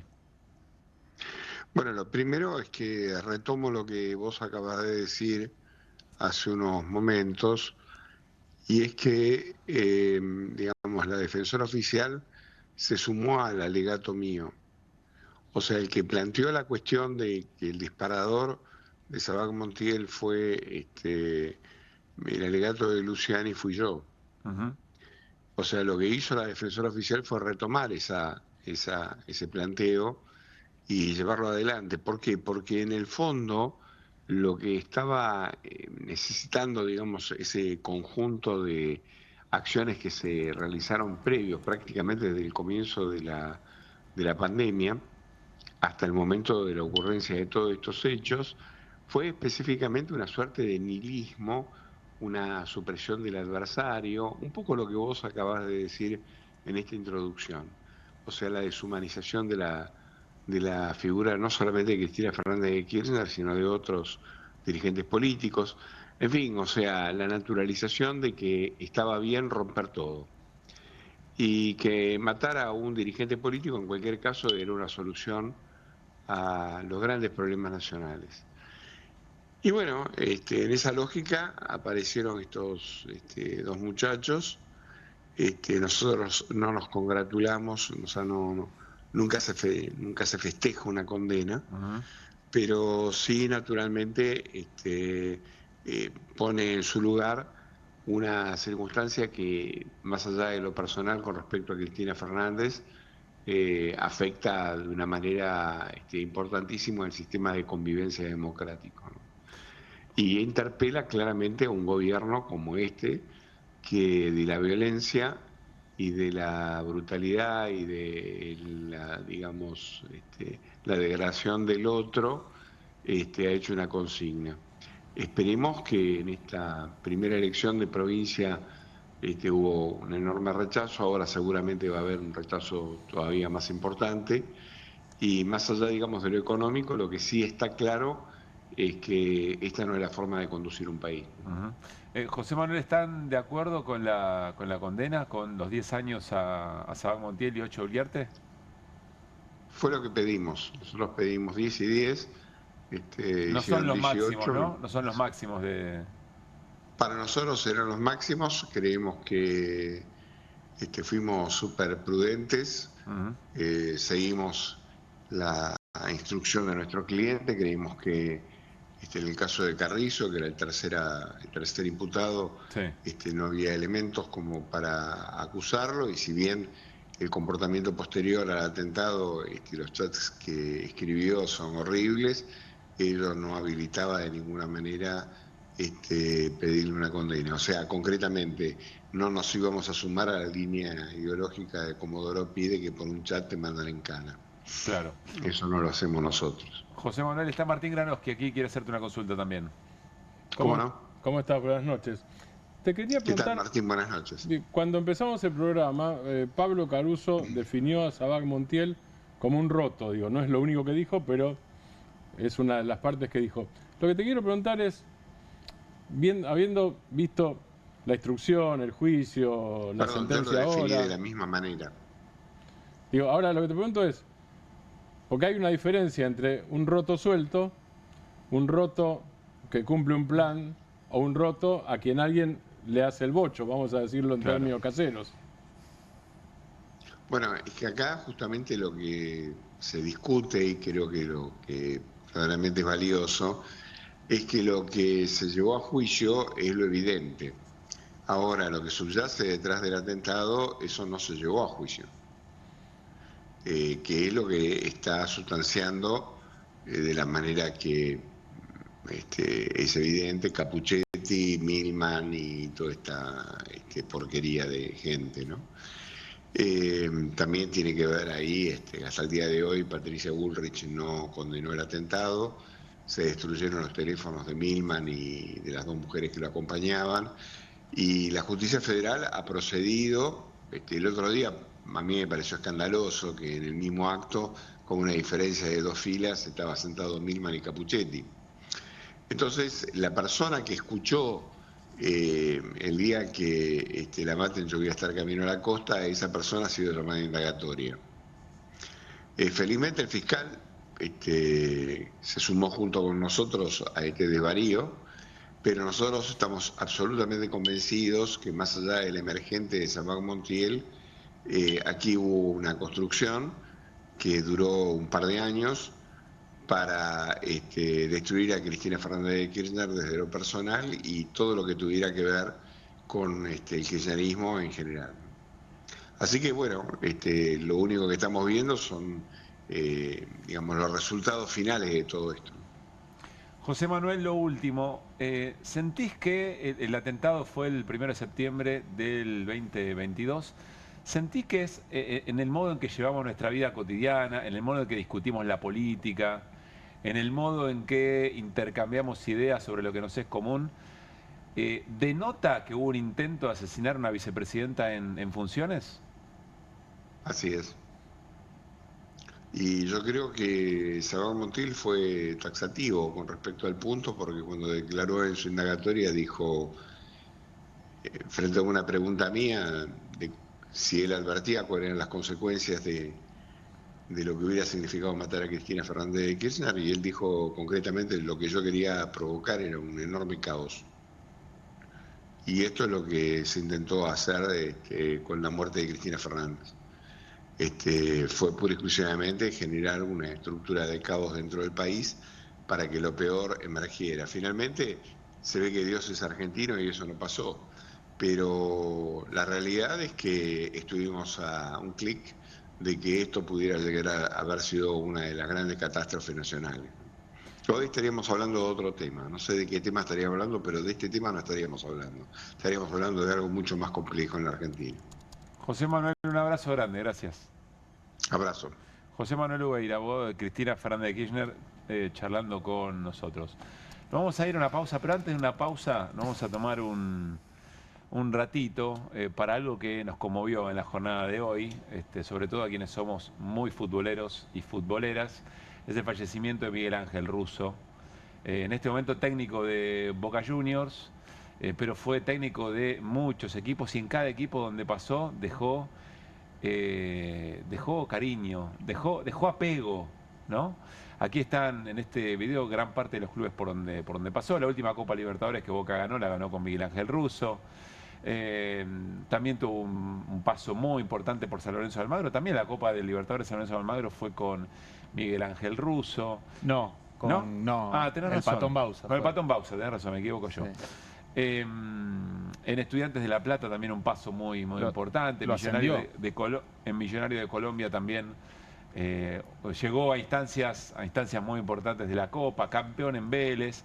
Y fue campeón con Rosario Central. Y acá lo tomo un poquito, ¿no? Todo era para decir eso. Para llegar a un poquito en lo personal. No, pero en general tipo querido por todo el mundo. Es impresionante. Es muy raro Impresionante. Eso. Es muy raro eso con un técnico. Y para nosotros en Central, porque vino en los peores momentos, cuando Central estaba en la B y lo ascendió a Central, y porque después, salimos campeones de la liga profesional con Miguel Ángel Russo. Era querido tipo Tavares, ¿viste? El maestro Tavares, el uruguayo. Sí. Esos tipos de los que nadie habla mal, ni hinchas, ni técnicos, ni jugadores. Y acá hay un gesto muy importante de Juan Román Riquelme, me parece, ¿no? Se lo cuestionaba por si Russo estaba o no estaba. Me parece Riquelme, que también estuvo muy cerca como jugador, con Miguel Ángel Russo como técnico. También hay una decisión que me parece, intuyo, tuvo mucho más que ver con lo personal, con lo humano, que incluso con lo estrictamente deportivo, no porque no confían en Russo como técnico de Boca para esta etapa. Y me parece que hay una cosa para reconocer. Le decía, abrazo un poquito, lo vuelvo un poco más cercano, porque rescatamos esta definición de lo que para Miguel Ángel Russo significó en el último tramo, el fútbol y Rosario Central en especial. Todo. Hasta lo mínimo que puedo pensar me da la gente sentada. Pero más alto, hasta lo mismo.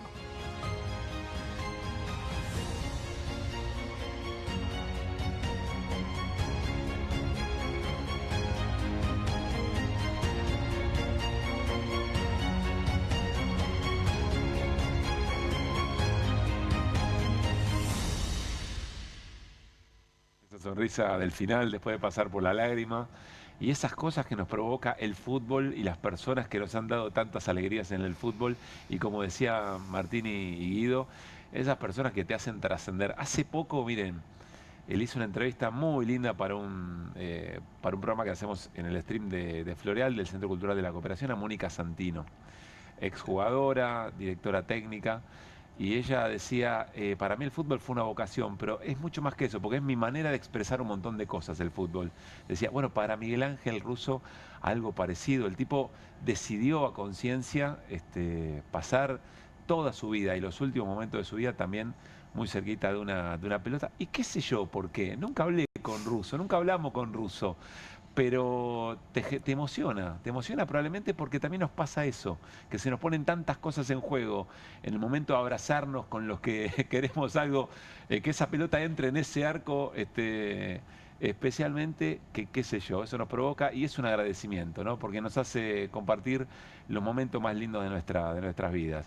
En lo personal pude hacer algo que no sé cuántas personas pueden. Fui con mi viejo y con mi hijo a ver al Central de Russo salir campeón en Santiago del Estero. Y hay una foto que es inmortal. 3 generaciones alrededor de un equipo que plantó este tipo. Eso es imperdible. Qué sé yo. Gracias por eso, Miguel Ángel Russo. Como todos los hinchas y las hinchas en la Argentina en este momento, los saludan y seguramente será muy emotivo lo que pase en las canchas en los próximos días. Nos vamos a la pausa y venimos. Movete a las promos que querés. Movete a las promos que buscas. Movete a Credicop. Las mejores promos de ahorro en supermercados y ahorro en combustibles. Todas las semanas pagando con los medios de pago Credicop. Más promos como estas. Movete a nuestras redes. Movete a Credicop. Movete a un banco distinto. Banco Credicop Cooperativo. La banca solidaria. ¿Pensás que las subastas no son para vos? Son para todos, porque podés comprar y vender desde donde estés de manera rápida, fácil y confiable. ¿Querés participar de nuestra próxima subasta?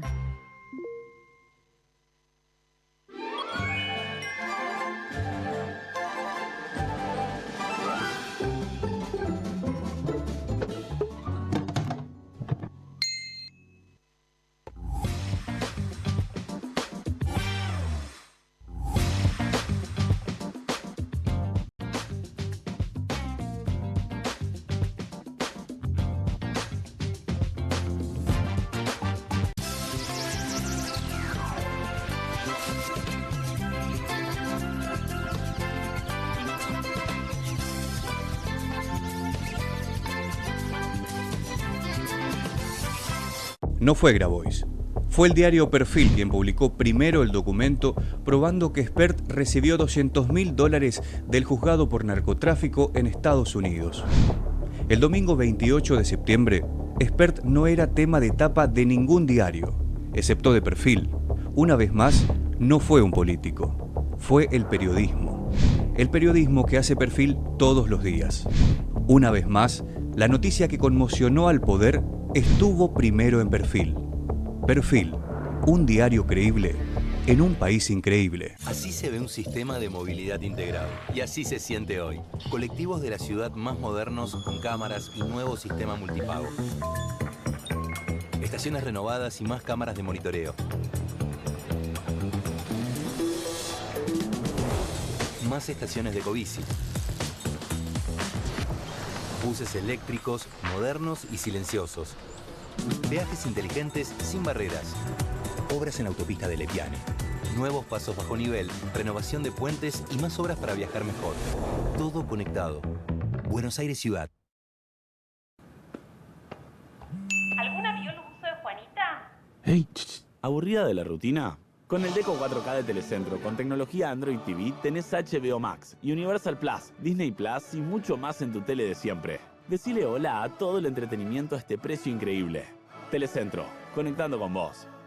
Eternity, fábrica de pizza. El horno pizzero de granito que prepara las pizzas más ricas del mundo sobre piedra verdadera.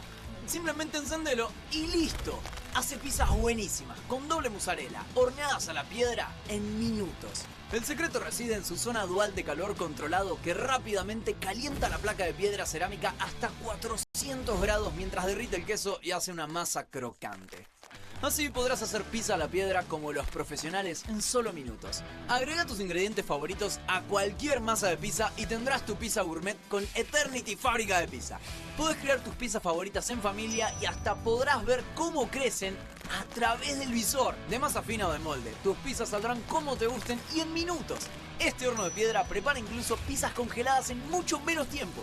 También podrás hacer una pizza dulce increíble. Además, no gastarás gas, leña ni carbón. Eternity Fábrica de Pizza es eléctrico. Enchufalo y llévalo con vos. Tendrás tu propio horno Eternity Fábrica de Pizza por un precio promocional. Además, el pack incluye palas profesionales genial para tus pizzas. Para que hagas la mejor pizza a la piedra del mundo y de un modo increíblemente rápido. Escanea el QR, ingresá a nuestra página web o llama al teléfono en pantalla. No demores más. Descubrí los productos más novedosos y exclusivos en tvcompras.com. No pierdas tiempo. Aprovecha esta oferta y obtén este fantástico producto de TV Compras. Llama ya.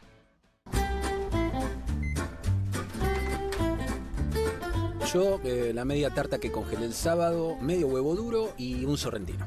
Me gustaría media porción de pizza, 3 nuggets de pollo y medio choclo. Crea tu propio menú con lo que tenés en tu casa, con un microondas Atma. Hay una casta superior que es los periodistas que si mienten, calumnian, injurian y dicen cualquier cosa. ¿Tenés ahí los nombres de los periodistas que tengo que meter en cana? No nos tomamos esto a la joda, como esos periodistas mentirosos. Y dentro de la cancha vale todo, que la vayan a buscar, la tienen adentro. Soy un abanderado en la batalla cultural, pero los imbéciles con déficit de IQ doméstico, ¡ay, no, miedo! Mientras que los imbéciles de los periodistas... ¿Sabes la cantidad de periodistas que tengo para mandar a la hoguera? Las mentiras de los medios. Y periodistas ensobrados, operadores, basuras. No me vengan con que son inocentes. No digo que sean tan malos como los periodistas. Digamos, raya el mal gusto propio de cerdos. Creo que es una ofensa decirle periodistas. Sí. Milei odia al periodismo. Nosotros amamos al periodismo. Suscríbete a perfil.com.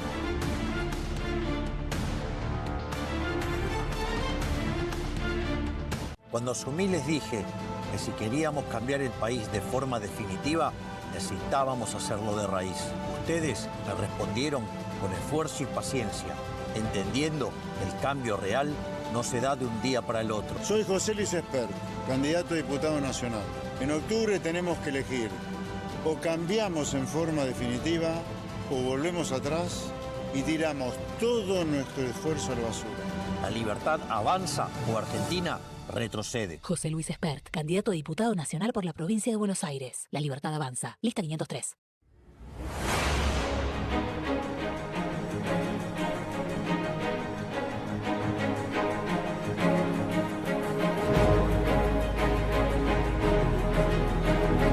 para renovar a la izquierda. Manuela Castañeira al Congreso. En octubre, danos tu voto. Movimiento Avanzada Socialista. Castañeira Ramat. Diputados por Buenos Aires. Lista 276. ¿Qué haces, muñeco? Estamos zarpando para el Congreso. Decile a todos que vengan. Vamos a frenarlo a Milei. Chau. Lista 305, Movimiento Proyecto Sur. Diputados nacionales por la provincia de Buenos Aires, Ricardo Alfonsín, Marina KCC.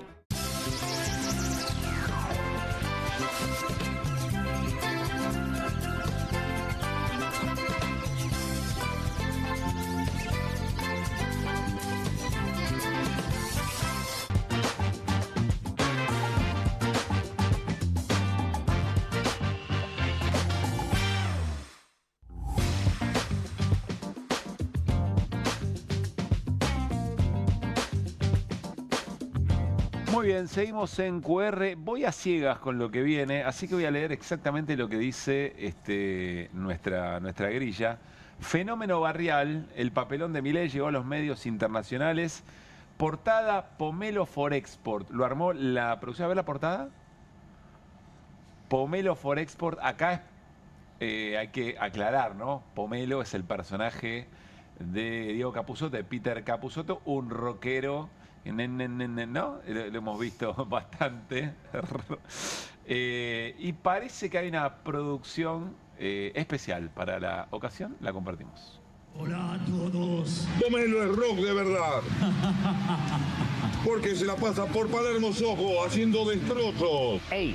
En una actitud típica de la estrella de rock que vos querés. Mientras que eso, miran a la señorita por internet. Porque es un rockstar las 24 horas del día. Yo estoy en el medio de sus sábanas. Y te es un boludo con mierda en la cabeza. Digamos, o sea. Pero va a ser tu ídolo. Toda la casta es de mi apellido. Porque es rebelde y provoca identificación con vos que atacó los problemas de la adolescencia. ¡Viva la libertad, carajo! Porque es rebelde y provoca identificación con vos que andás con problemas de la adolescencia. Es extraordinario. Los problemas de la adolescencia tienen relación con lo que vos dijiste hoy, Pablo, que era se quiere dar todos los gustos. Sí. Cosa que es adolescente. Fetiche adolescente, dijo ayer Rubí González. Sí, claro. Es así es. Repercusión internacional. Tampoco vimos esto, lo vamos a ver en común en este momento. A ver, arranquemos. Elizabeth Warren, senadora de los Estados Unidos por Massachusetts, dijo, esto es a lo que Donald Trump quiere darle 20.000 millones de dólares de nuestro dinero mientras destripa la asistencia sanitaria de los estadounidenses en su país. Demócrata, ¿no? Es la gran enemiga de Scott Bessent. Claro, es la que tuvo el intercambio durísimo hace unos días. Que Scott Bessent le dijo, vos sos peronista estadounidense, algo por el estilo. Así es. Militás a Evita y a Perón, le dijo. Sí. A lo que se refería era a lo del Movistar Arena, que no apareció ahí, pero era lo de la agencia Reuters. Tom Winslow, ¿quién es Tom Winslow? Autor número 1 en ventas en los Estados Unidos. Donald Trump le dio 20.000 millones de dólares a este idiota. Te agrego un dato antes. Sí. Porque es autor, pero el tipo escribe narco thrillers, o sea, novelas de narco. Por eso, lo que dice, ahora sí. Y entiendo además que es de los 3 libros más vendidos del año o algo por el estilo. Claro. Podría sacar uno nuevo con la novela de acá, ¿no? Y dijo más, a ver, Tom Winslow. Donald Trump le dio 20.000 millones de dólares de sus contribuyentes a este idiota de Argentina. En serio, búscalo. O sea, casi que... Dice, no lo vas a poder creer, pero esto ocurrió. ¿Cómo es eso de América primero? Todo lo que te han vendido es mentira. MAGA es mentira. Make America Great Again es MAGA, ¿no? Tu ideología es mentira. Tu Dios Trump es un Dios falso.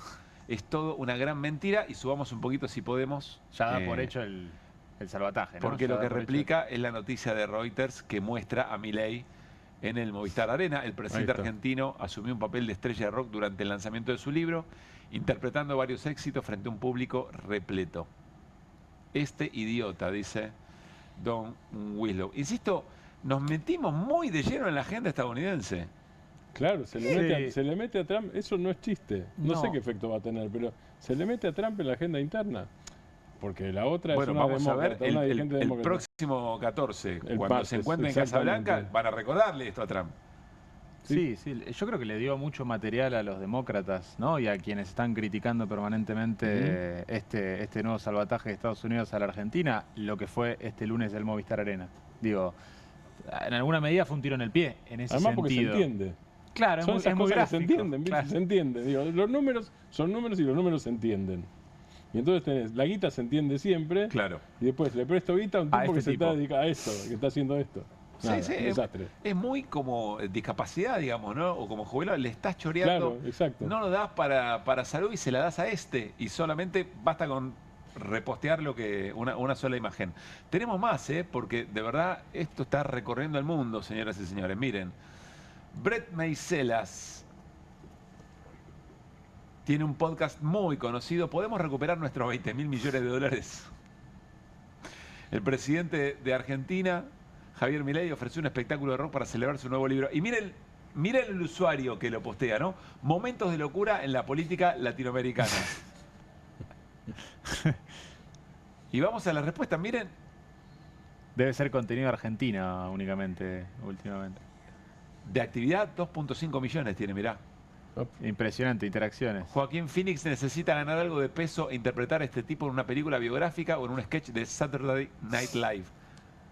Tremendo, chicos, Claro. lo que está Joaquin nos Phoenix está pasando. hizo el... ¿Cómo se El llama? Joker. El Joker, Claro, claro, el por Guasón. eso. Por eso. Así es, que de Hay alguna cierta manera similitud, también, ¿no? sobre el final y lo que construyó ese personaje, Claro. refiere a personajes de estas características. Tal cual.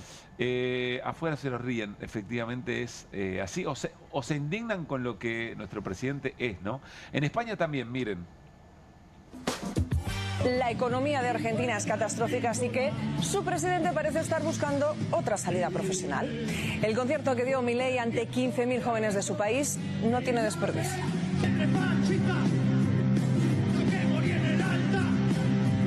La excusa era la presentación de su libro La construcción del milagro. ¿Y qué milagro?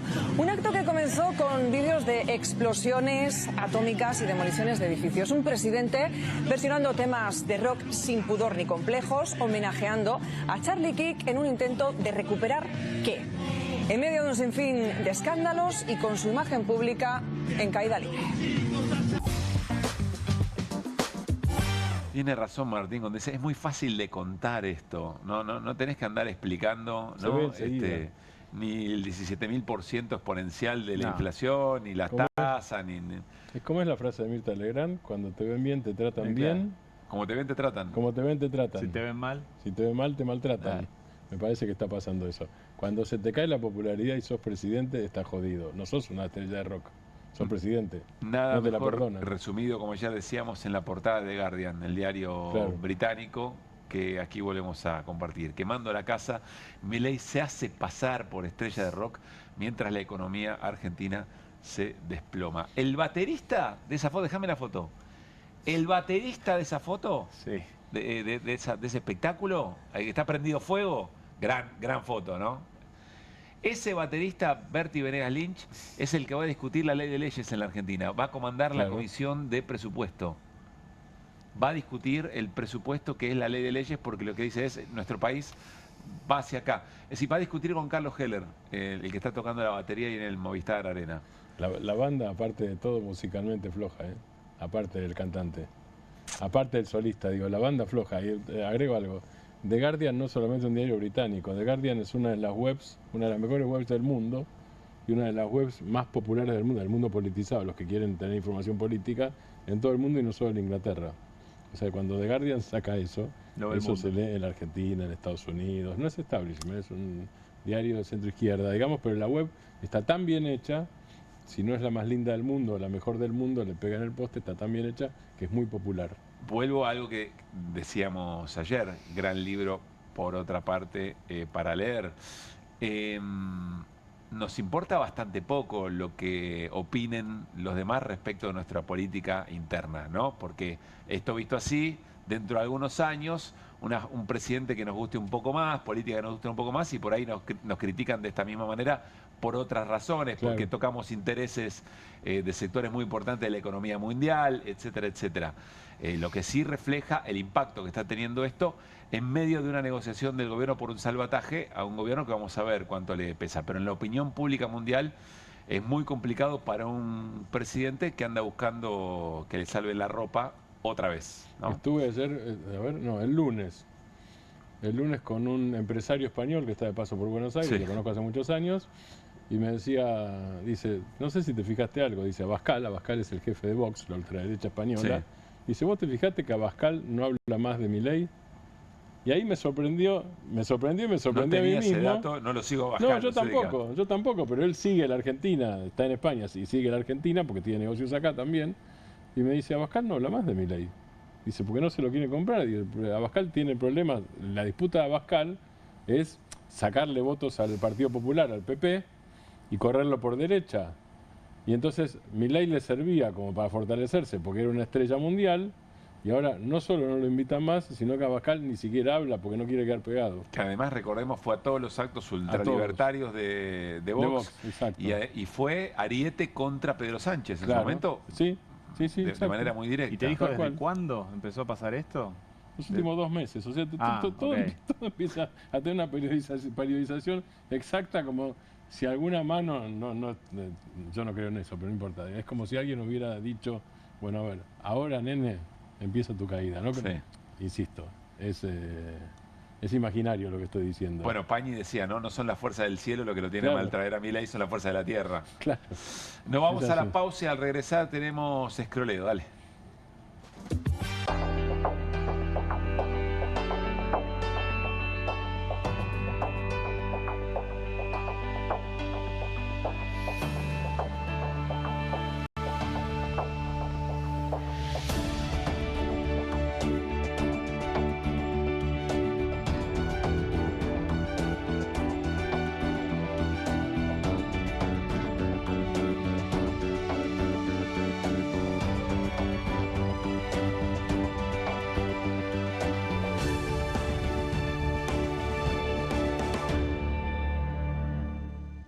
En Pilar contamos con Mimuni, nuestra herramienta digital de atención ciudadana para solicitar turnos, realizar trámites y gestionar reclamos de manera ágil y cercana. Descárgate la app o chatea con nosotros por WhatsApp a través de 11 52 38 68 64, las 24 horas del día. También podés acercarte a cualquiera de nuestros puntos Muni de lunes a viernes de 8 a 18 horas y los sábados de 9 a 15 horas. En Pilar seguimos acercando el Estado a todos y todas las pilarenses. Pilar presente con futuro.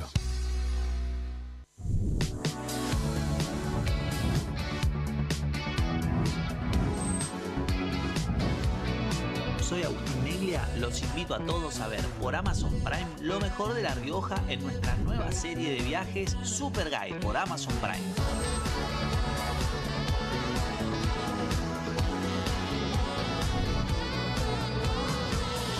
Una excursión increíble en La Rioja, ojalá que puedan venir algún día porque es una experiencia inigualable.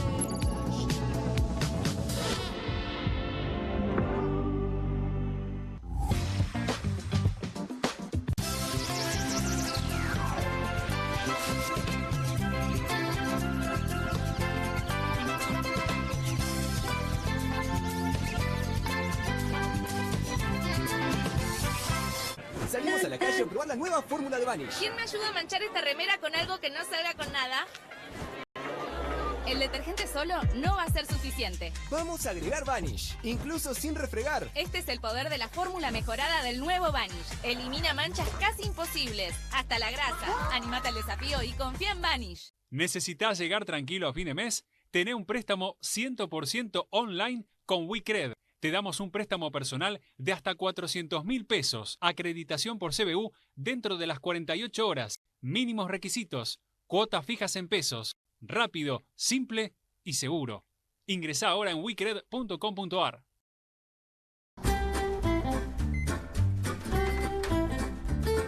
Yo, la media tarta que congelé el sábado, medio huevo duro y un sorrentino. Me gustaría media porción de pizza, 3 nuggets de pollo y medio choclo. Crea tu propio menú con lo que tenés en tu casa, con un microondas Atma. Che, prendete una cosa de loco. Bien, acá estamos, Turco. Nos juntaron, acá estamos. Qué alegría estar Dame un abrazo, juntos, dame un un abrazo. Qué lindo. Qué lindo Vamos verte. a salir por este programa que es maravilloso. Esto es Cata TV Streaming y aparte nos fusionamos con Bravo TV. Qué fusión, qué alucinante. Cuando el talento se une para llevar el... Gracias por el talento. Sí, no hablaba de nosotros. Vamos de lunes a viernes de 16 a 17. De lunes a viernes, de 16 a 17 en... ¿Cómo se llama? Esto es Cata TV Streaming, Bravo TV y esto es Una Cosa de Locos. Una Cosa de Locos. Qué bueno. Programón. Por Cata lo vas a ver, por Cata lo vas a disfrutar. Che, prendete una cosa de loco. Bienvenido a todo Latinoamérica. Caras TV llegó a DirecTV, el canal de las celebridades. Entretenimiento exclusivo las 24 horas del día. Más Caras, con la conducción de Héctor Maugeri. Red Carpet, Caras News, Caras Realeza, Caras Fashion, Caras TV. Llegó a DirecTV. Contenidos exclusivos para toda Latinoamérica. No le entra. A ver, te leí 4 veces. ¿Cómo se frena una fuerza en movimiento?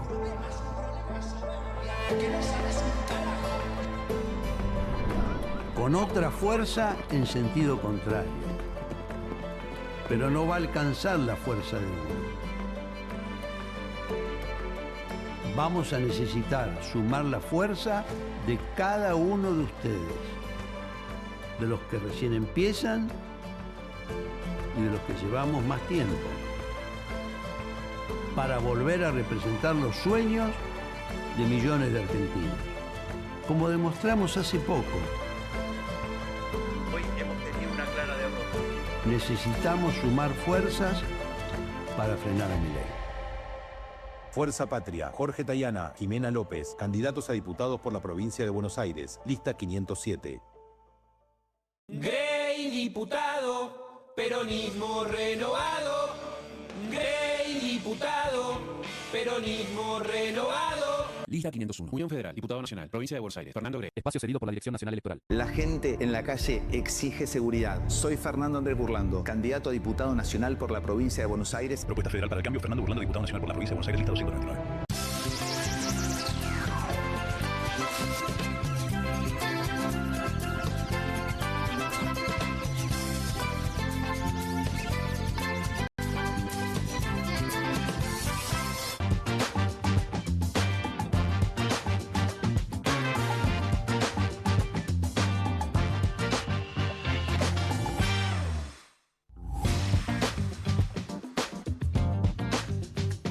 Bueno, vamos a despedirnos como siempre en esta noche de QR, scrolleando, ahorrándoles pantalla para lo que resta del día y el buen descanso, con el gobierno argentino o dos de sus integrantes en situación de calle. El presidente de la Nación, Javier Milei, saliendo de un edificio de Avenida de Mayo al 600, aquí en la ciudad de Buenos Aires, y se encontraba con gente que estaba yendo a movilizarse como cada miércoles. Dicho sea de paso, otra vez represión a jubilados y jubiladas, y miren lo que pasó.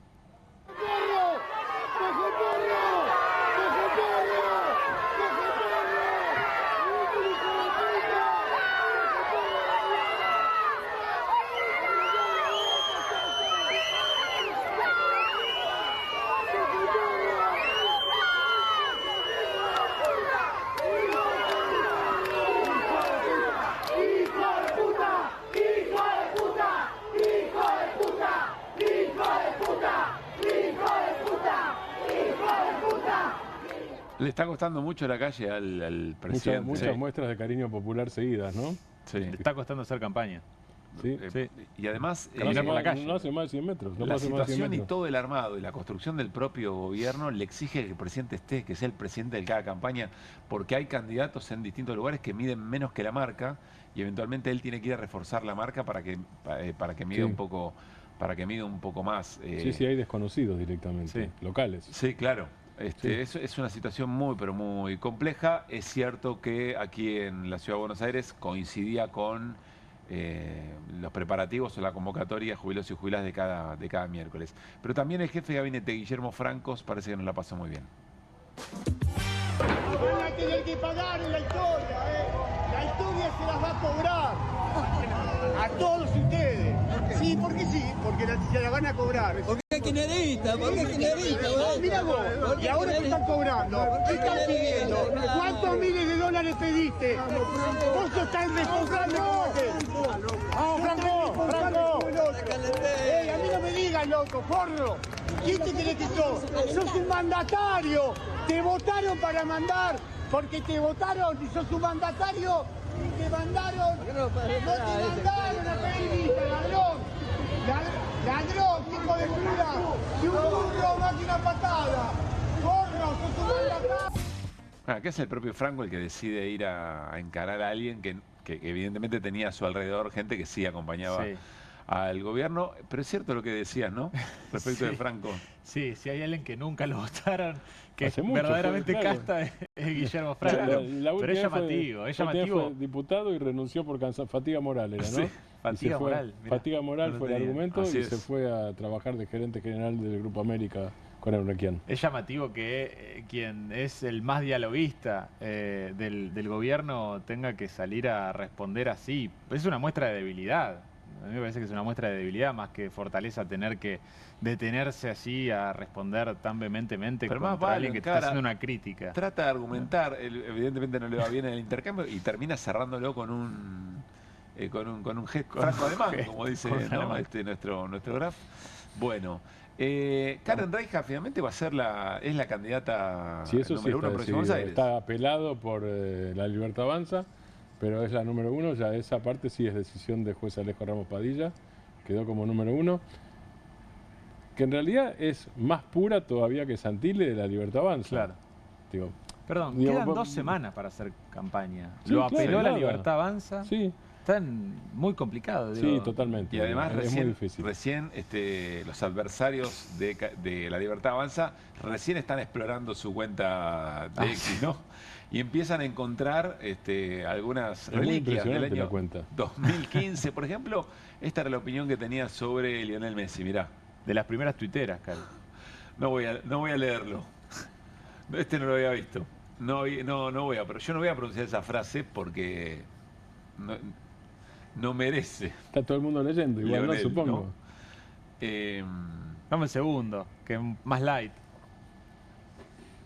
Esto es sobre Messi. Hay que ser anti-Messi. Esto es sobre Messi. Sí, pero Martín, digo, esto es sobre Messi. esto es sobre Messi. Digo, Voy a leer el último nada más. Dale. A Messi no me lo banco desde hace años, y ni hablar del último partido en el Maracaná. Bien. Esto es post-mundial 2014. Y si te pones a leer de política, es Milei pura. Digo, en algunos temas especiales, digo. Es una de las personas que más tuiteó en el último tiempo sobre la necesidad de la reforma laboral, que ya sabemos qué significa para el gobierno de Milei. Digo, no es que tuitea sobre cualquier tema, ni que no habla de política. Sí, Claro. está comprometida políticamente y está comprometida con el carinismo, el mileísmo puro, aparte de todo, metiendo esos temas. No habla solo de animalitos y no recuerda solo su época de la etapa de Playboy. Digo, pasó eso. No va a ser una pagano, alguien que se vaya del bloque. No parece ser para fiel, nada. No aparentemente. parece para nada. Los muros de Karen Reijard, me dicen desde la producción. Sorprendámonos, a ver. Bueno, tuve muchos mensajes que dicen vota Massa, vota Massa. Ya que quieren votar a Massa, a mí me estaría bueno, y estamos tan en desacuerdo, la gente de bien. Sí, la gente de bien, como dije, y que a muchos también le molesta, ¿quién es gente de bien? Sí, gente de bien que no vivimos del gobierno, que pagamos los impuestos, que lo bancamos a ustedes, vagos, planeros. Bueno, ya que quieren, podríamos hacer como un muro de Berlín, ¿viste? Que de un lado estén los kirchneristas, que les encanta vivir así, de planes, que le dé la migaja del gobierno, que los afanen, los insaurraldes, que miren cómo se van en yate unos y los otros se quedan en sus casillas. Hagamos una cosa así. Y del otro lado tenemos el capitalismo, el que nos gusta crecer, el que nos gustan las grandes empresas. Hagamos una cosa así, el muro. No está mal, ¿eh? Un muro, un gran muro. Qué bueno estaría un gran muro. Yo quiero confesarles que prefiero construir nuestra imagen sobre Karen Reijard con estas definiciones, que son definiciones políticas en algún punto, más que caerle por si trabajó de modelo, No, por eso dije, conductora de exactamente, televisión, si tal me gusta o no cual. me gusta su programa. Tal cual. Esto me parece más Por supuesto, relevante obvio. y acá hay Además definiciones. es candidata a diputada nacional. Exactamente. Es eso, por supuesto. O sea, que es lo que opina políticamente, y lo que opina políticamente es esto. es la extrema derecha argentina alineada con Milei desde hace muchos años. Bien, Sí. ¿hay más? La producción está a pleno. ¿Qué más respecto a la candidata? Si quieren un recital mejor que del Movistar Arena, esperen que cante Fred Machado. Está bien, sutil, está muy bien. Y dice Juli Romero, el mejor de todos, a tono de propuesta, a ver. Propuesta. Este es buenísimo. Lo resolvemos más fácil, me parece, ¿no? Excelente. Total. Igual se tendría que pelear Karen, porque es la candidata a la número 1. Nosotros Romo 10 palo verde, ¿no? Sí, no, 15.000 porque además millones de todavía pesos. eso está por verse, digo. Es bastante probable, no sé si va a terminar así, pero es bastante probable que las caras sigan siendo Spert y Karen Reijard. Claro, por eso las caras en la boleta. por eso es claro. mejor que Santilli se parezca un poco a Que Spert. deje de ser el Colorado. Claro. Bueno, nos estamos despidiendo. Mañana a las 10 de la noche prometemos regresar. Mañana será QR de jueves con sabor a viernes porque tenemos feriado nacional el viernes 10 de octubre. Martín Granowski, que la pase muy bien, descanse. Igualmente, gracias. Lo igualmente. propio, Guido Bambini. Muchas gracias. Ustedes también.